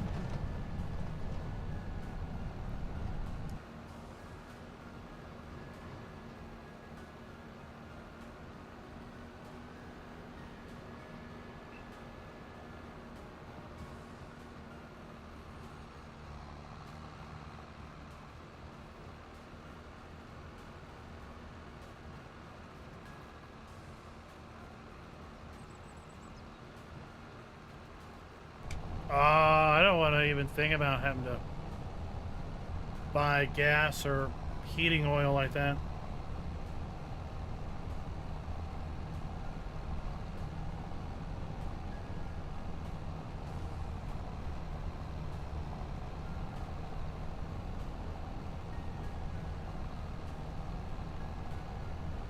We got natural gas piped right in.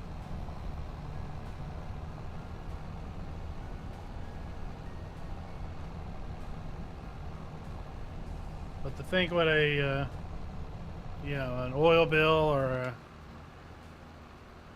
gas bill would be, you had to bring a truck out and say, "Here, fill this tank."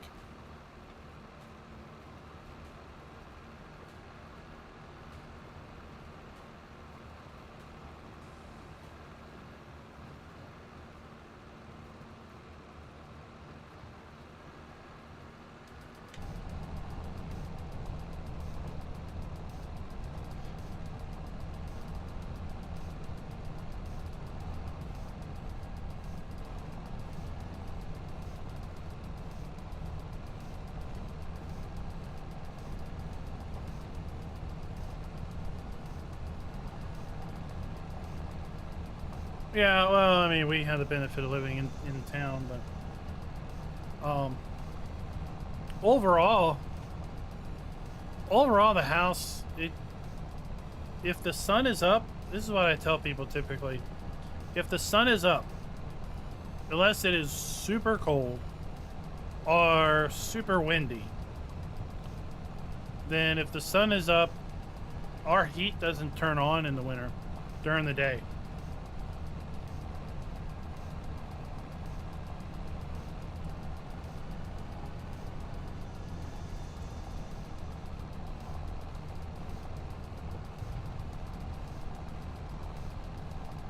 It'll cycle, you know when it's getting towards sundown because the heat starts to cycle. You're like, oh, I guess the sun's going down.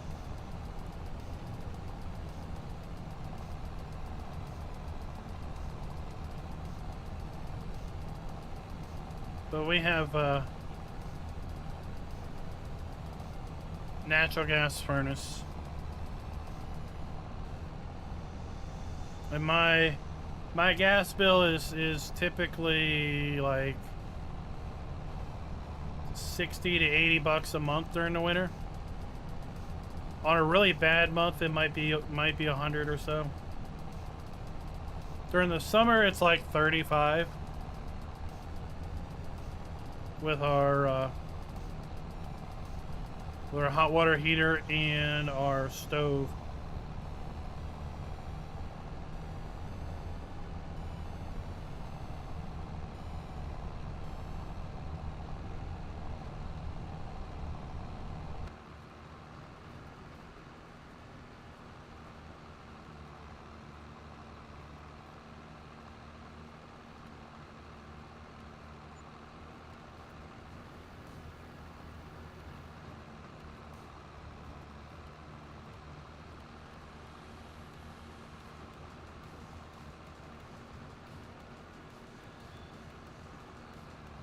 Now, growing up, we heated with a wood stove. Um, and that's why we'll never heat with wood again. I had to keep 3 houses in wood for years.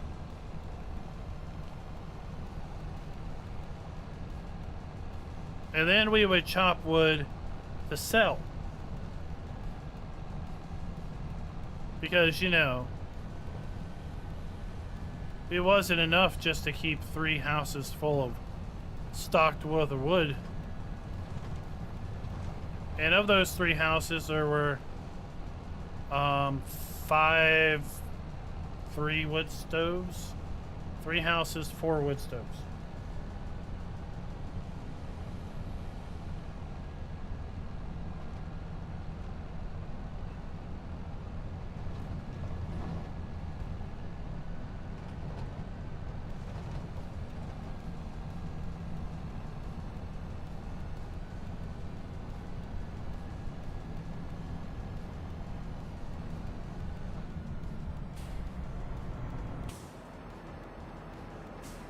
I've lost track of where I need to dump this. 175,000 liters. 137.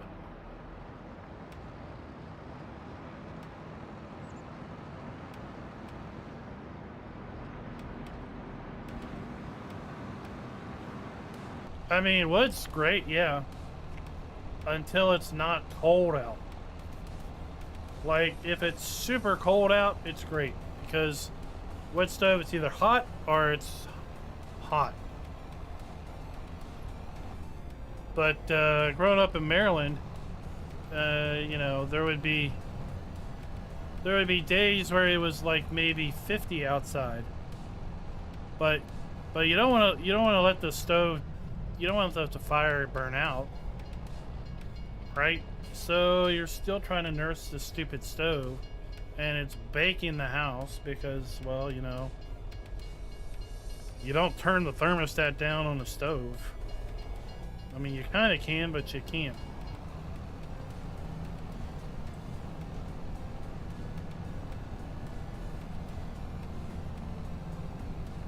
Well, now they've got those, at least around here, they've become super popular. The outside furnaces. The outside wood-burning furnaces. Where you could put larger logs in.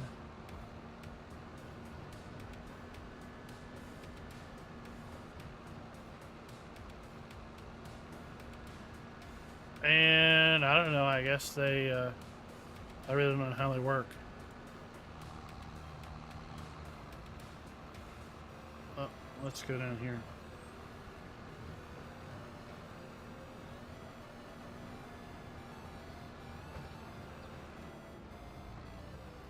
Yeah, you see the houses that have them. Somewhat removed from the house, there's this steel box with a chimney on it, and it's usually on some legs kept up off the ground, and it's usually fairly big. You know, it looks like a big dog house on legs, and then somehow you have that outside, so all the wood dirt is outside. And then I don't know if it heats up hot water, and if it circulates hot water under pipes underground into the house, or what. That would be my guess, is it uses hot water to exchange heat. And then there's a heat exchanger in the house that takes the hot air, or the heat out of the water and puts it into the air.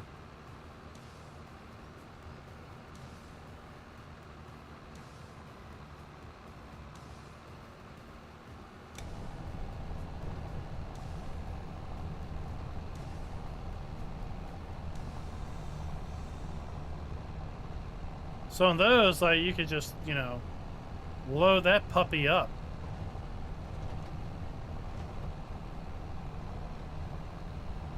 Growing up, before bed, you'd have to load the stove up really good, cut its vents down, cut the flue back, you know, so it would be on low, if you would.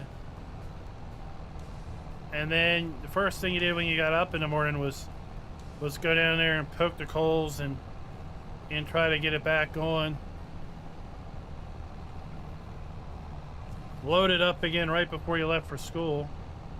Cut it all the way back, and hope it was still good when you got home from school.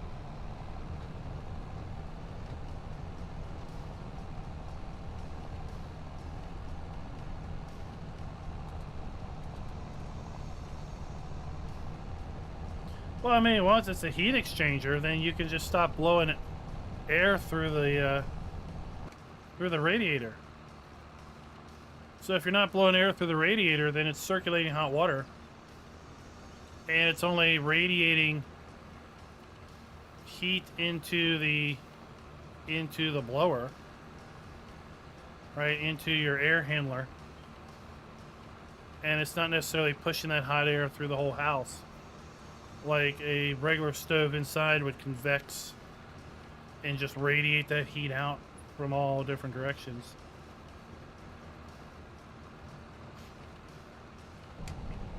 So you get the benefits of a whole house and having warm air.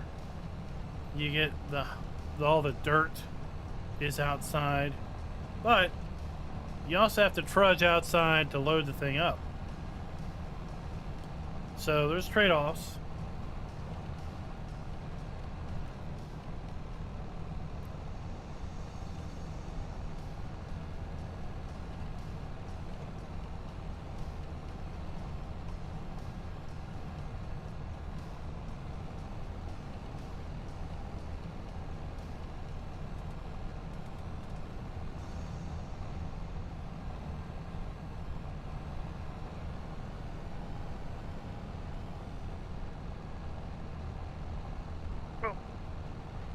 There we go.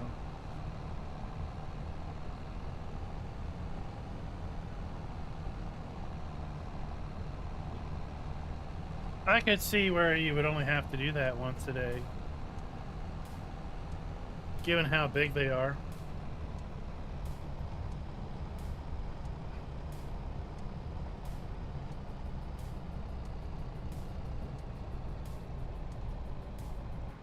All right, come on. Let's climb this hill. We're almost done this field.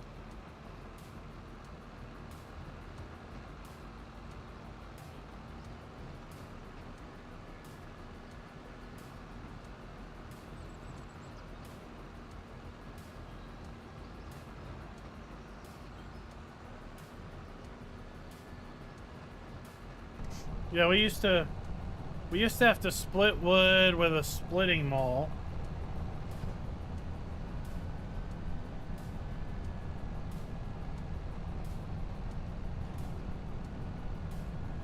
So, you know, as a 13 and 14-year-old, you're there trying to swing this 14-pound splitting maul. And then you hit not quite square, and the whole thing just kind of shoots off to the side.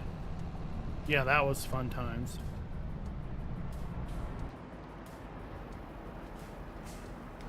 I don't know how many of them we actually broke the weld between the handle and the head using it so much. But then we got, oh, I thought we were living the high life.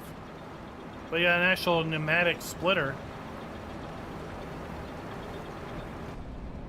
Until I realized that the idea of living the high life was my grandfather would sit on a block of wood and move the lever back and forth. Yeah. And I was charged with loading it and and manhandling the logs, the stumps, the blocks of wood. Sometimes, you know, 3 feet in diameter, onto the thing, because yes, it could tilt up and operate in a vertical orientation. But why do that when you could just have this teenager just pick the things up and put them on the thing, right? Jeffrey Taylor, thanks for joining the channel. So, you know, you'd manhandle this thing up onto the splitter. You'd split it in half, and then you'd have to somehow, like, keep half of it on the splitter and have the other half not fall on your foot while you obviously let it drop carefully to the ground beside you. And then, you know, split off chunks of wood until you then had to pick up the other half back up off the ground. So now you've picked the wood up twice. It got the job done faster for sure, but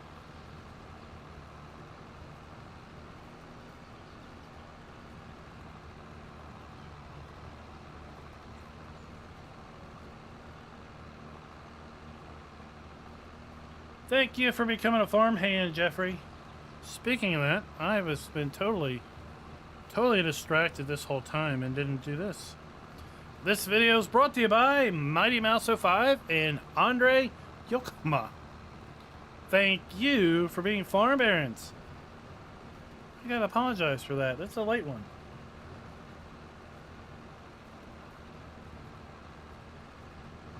I mean, I would have much preferred if we would have took the pin out and tilted it up. So then it's just rolling it into the thing, and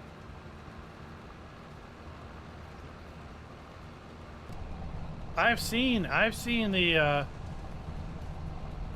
pseudo-automated wood processors where you load logs onto a rack, I guess you would call it, and then the rack loads one tree delimbed onto the conveyor belt. It feeds it into a automated chainsaw. Yeah, right. Just cleave it down. Yeah, here you can see the cleave it down, right, cut it to length, and then it pushes it into a splitting head, splits it out, dumps it onto a conveyor belt, and the conveyor belt dumps it either into a truck or into a giant pile.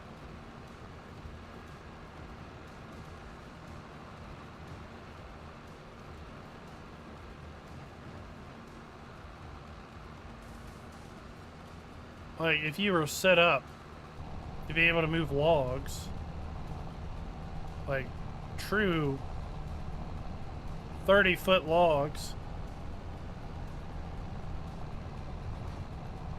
then you can really make a lot of firewood really fast.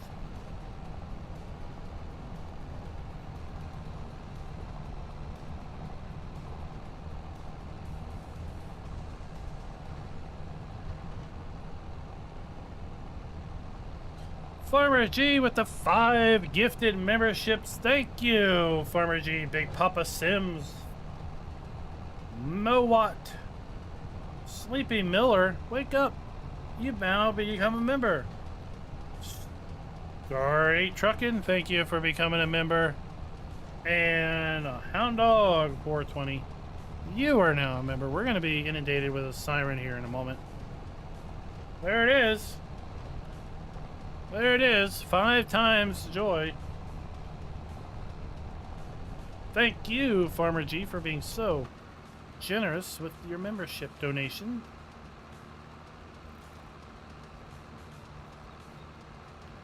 Why you skipped a lane or something, dude? What is up with that?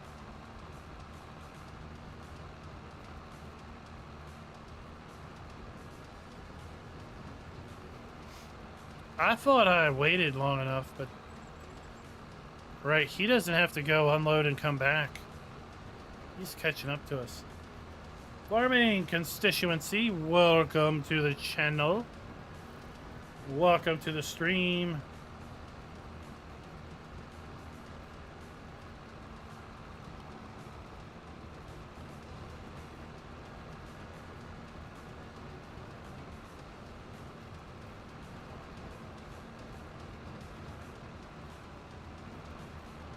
You don't have any sound? I mean, it's screaming in my ear.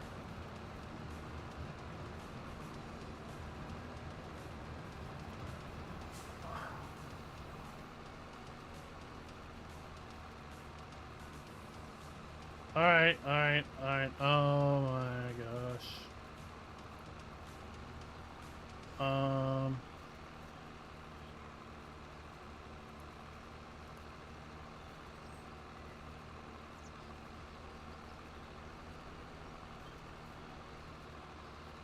Are we gonna get any more, or was that the last one?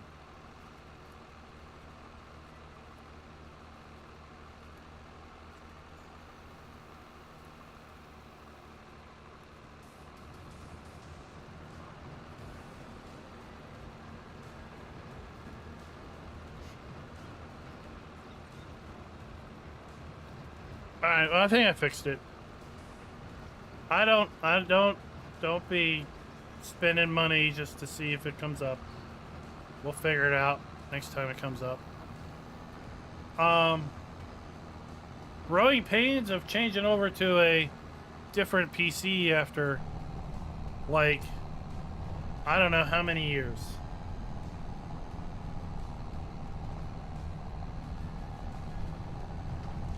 Right after FS25 came out, I switched over to a totally different gaming rig. The other one, well, the other OS on the other PC was the same Windows 10 install from 2016. And was, at that time, it was a Windows was an Intel PC. And then I swapped out for an AMD system and used the same OS drive. And then I swapped out for another AMD system.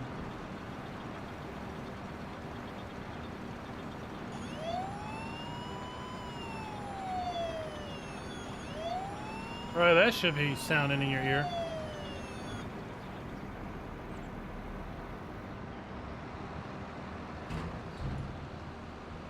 That should have worked.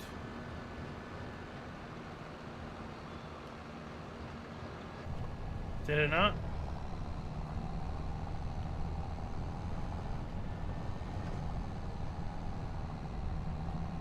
Why did I not use a windrow or what? It is windrowed. Why would I merge? Why would I do more field work? So yeah, that OS install has been technically, or had been technically, at least 3 different PCs, at least 3 different motherboards. So I thought I would do a clean Windows 11 install.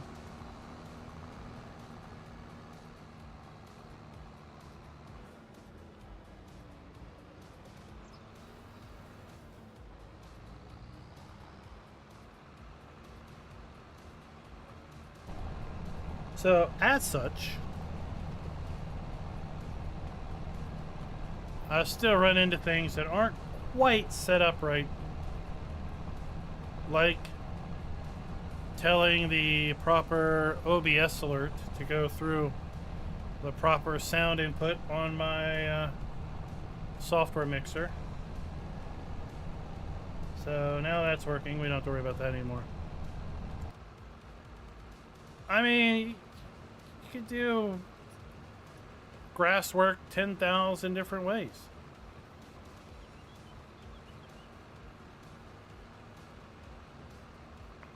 We had the swather mow And while the swather was mowing, I was collecting grass. Since the swather didn't have to stop and unload every other pass, he was able to finish ahead. And now we're just coming through and picking the rest of this up.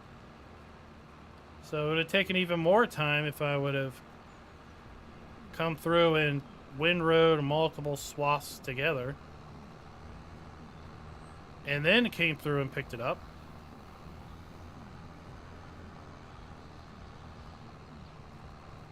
Because I'm still picking up the same amount of grass. I still have to make the same number of trips back to unload.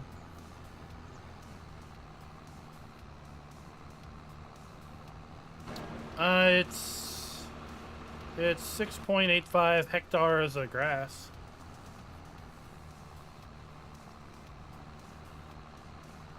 So it's not the smallest field of grass.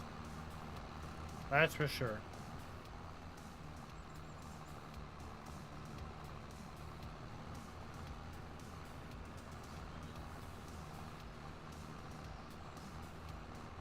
What's up, Tukey? How's it going?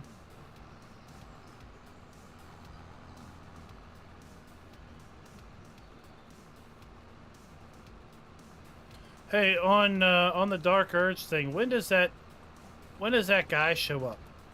That thing.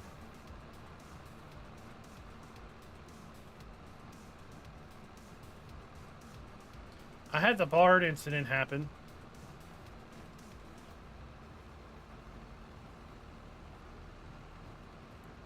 But I know there's a dude in a hat that's associated with the Dark Urge. I'm wondering when he shows up.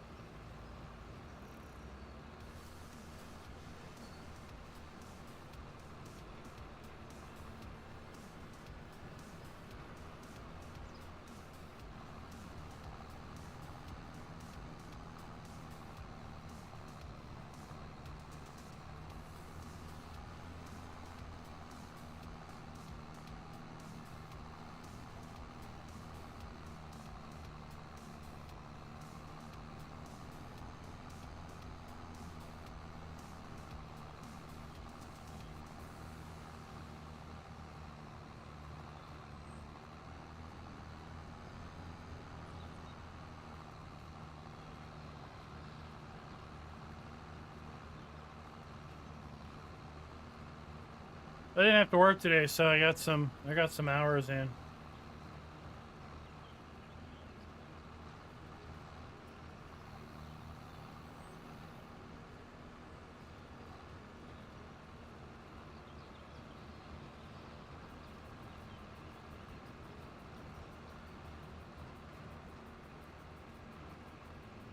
Right now I'm in the Goblin Village. I gotta make my way over to the Goblin Camp.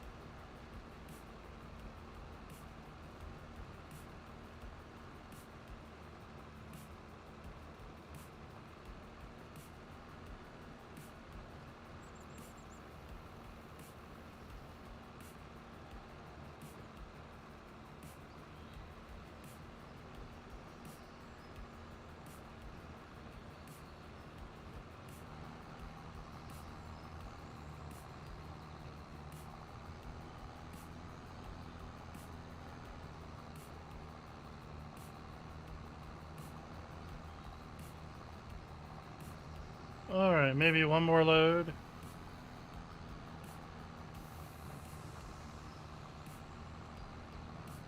I mean, of course, we're producing grass and silage at this point, but we have 206,000 and 209,000 liters worth of product, so we've pulled over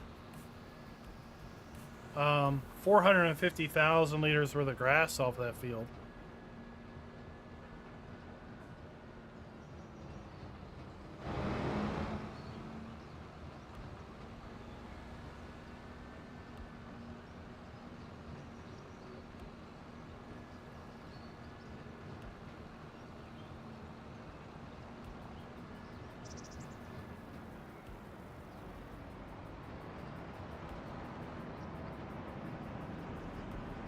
Now, I was saying, that I didn't put a video out over the weekend related to the rolling problem because I couldn't replicate it. And in my attempt to replicate it, right, so here, right, we're losing our harvest state. Right, so we have no state on our grass at the moment. If we go back over there, we're gonna see no growth. But when I try to replicate what we saw on the New Year's live stream last week,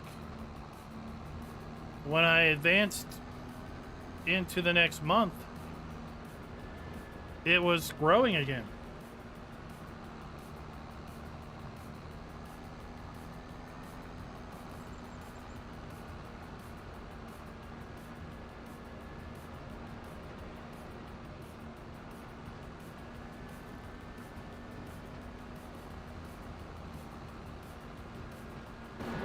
So if we jump out here, right, you see the info box, it doesn't say growing, but here it does. See how the info box grows?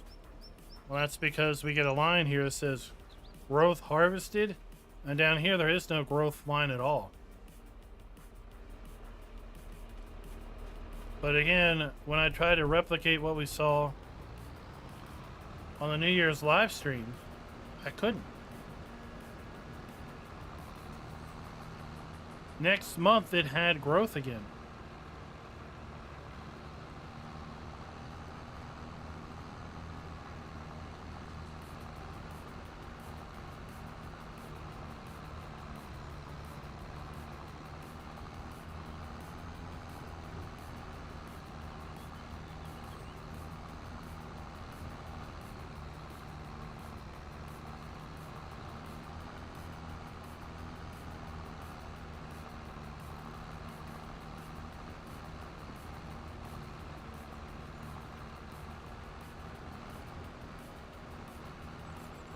So what I'm going to try to do is I'm going to try to tomorrow night, not live streaming tomorrow night. Tomorrow night I'm going to try to do the grass, the other two grass fields,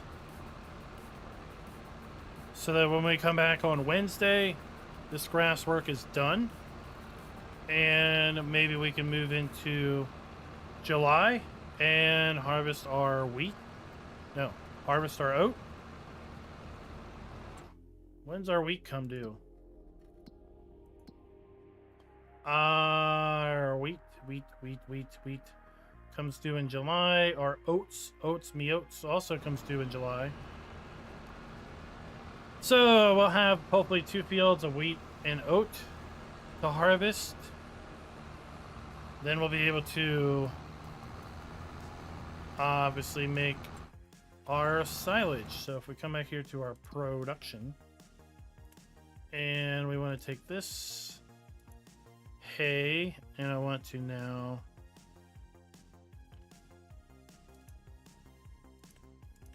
distribute it.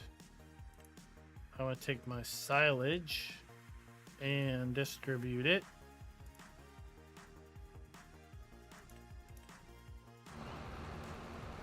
So that it's going to come over here to my TMR mixer.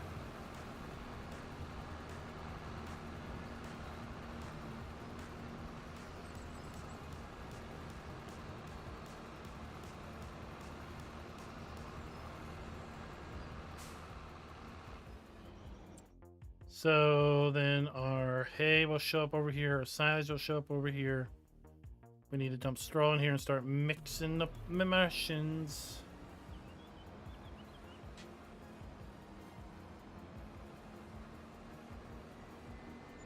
Well, I mean, you don't really need a big tractor to roll.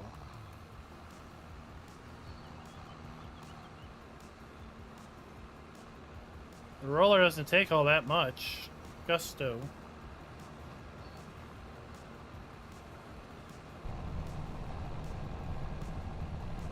I'm surprised how many players are so min-max motivated. What's the minimum expense to get the maximum output? This is just not how I'm wired for this game.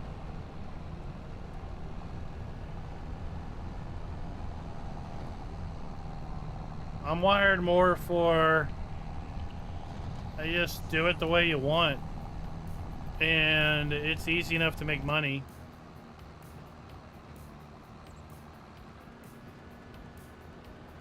Right? Should you trade in your tractor when you get to X hours because the maintenance becomes too much? Eats into your profits too much? Sure, at some point.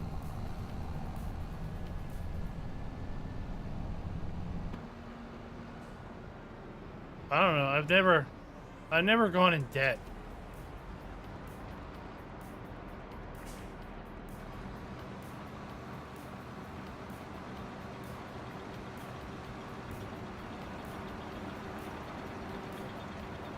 Now on this save, we didn't have to deal with money. We just cheated money in.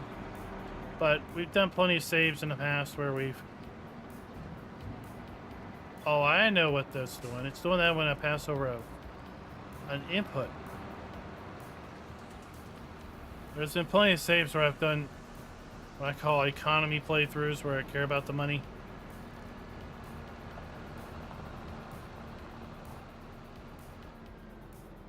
Maintenance isn't all that bad.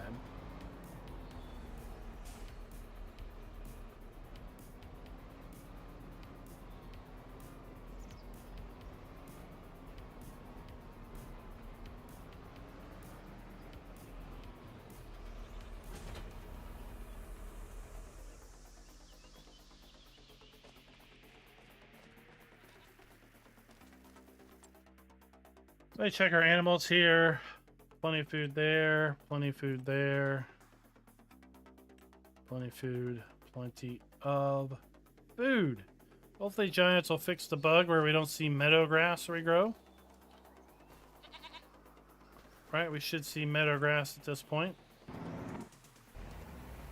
But we don't.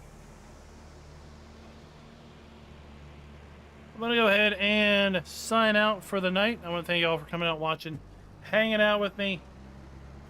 Of course, if we do see a map drop over on the Giants Mod Hub tomorrow, I'll be working on that. Keep an eye on the channel for that to drop. At some point, these maps are going to start dropping up, because I know people are submitting them and everything. So once we start seeing the maps roll in, keep an eye on the channel for map videos to be dropping. Other than that, we'll be back doing Farm Sim live stream on Wednesday night. And like I said, tomorrow night I plan, unless I have to do a map video, I plan on doing the grass work on these other two fields, much smaller fields. We'll do some grass work on these fields, and then hopefully our wheat and our oats here will be ready to harvest next time we're on, which will be Wednesday. Until next time, happy farming.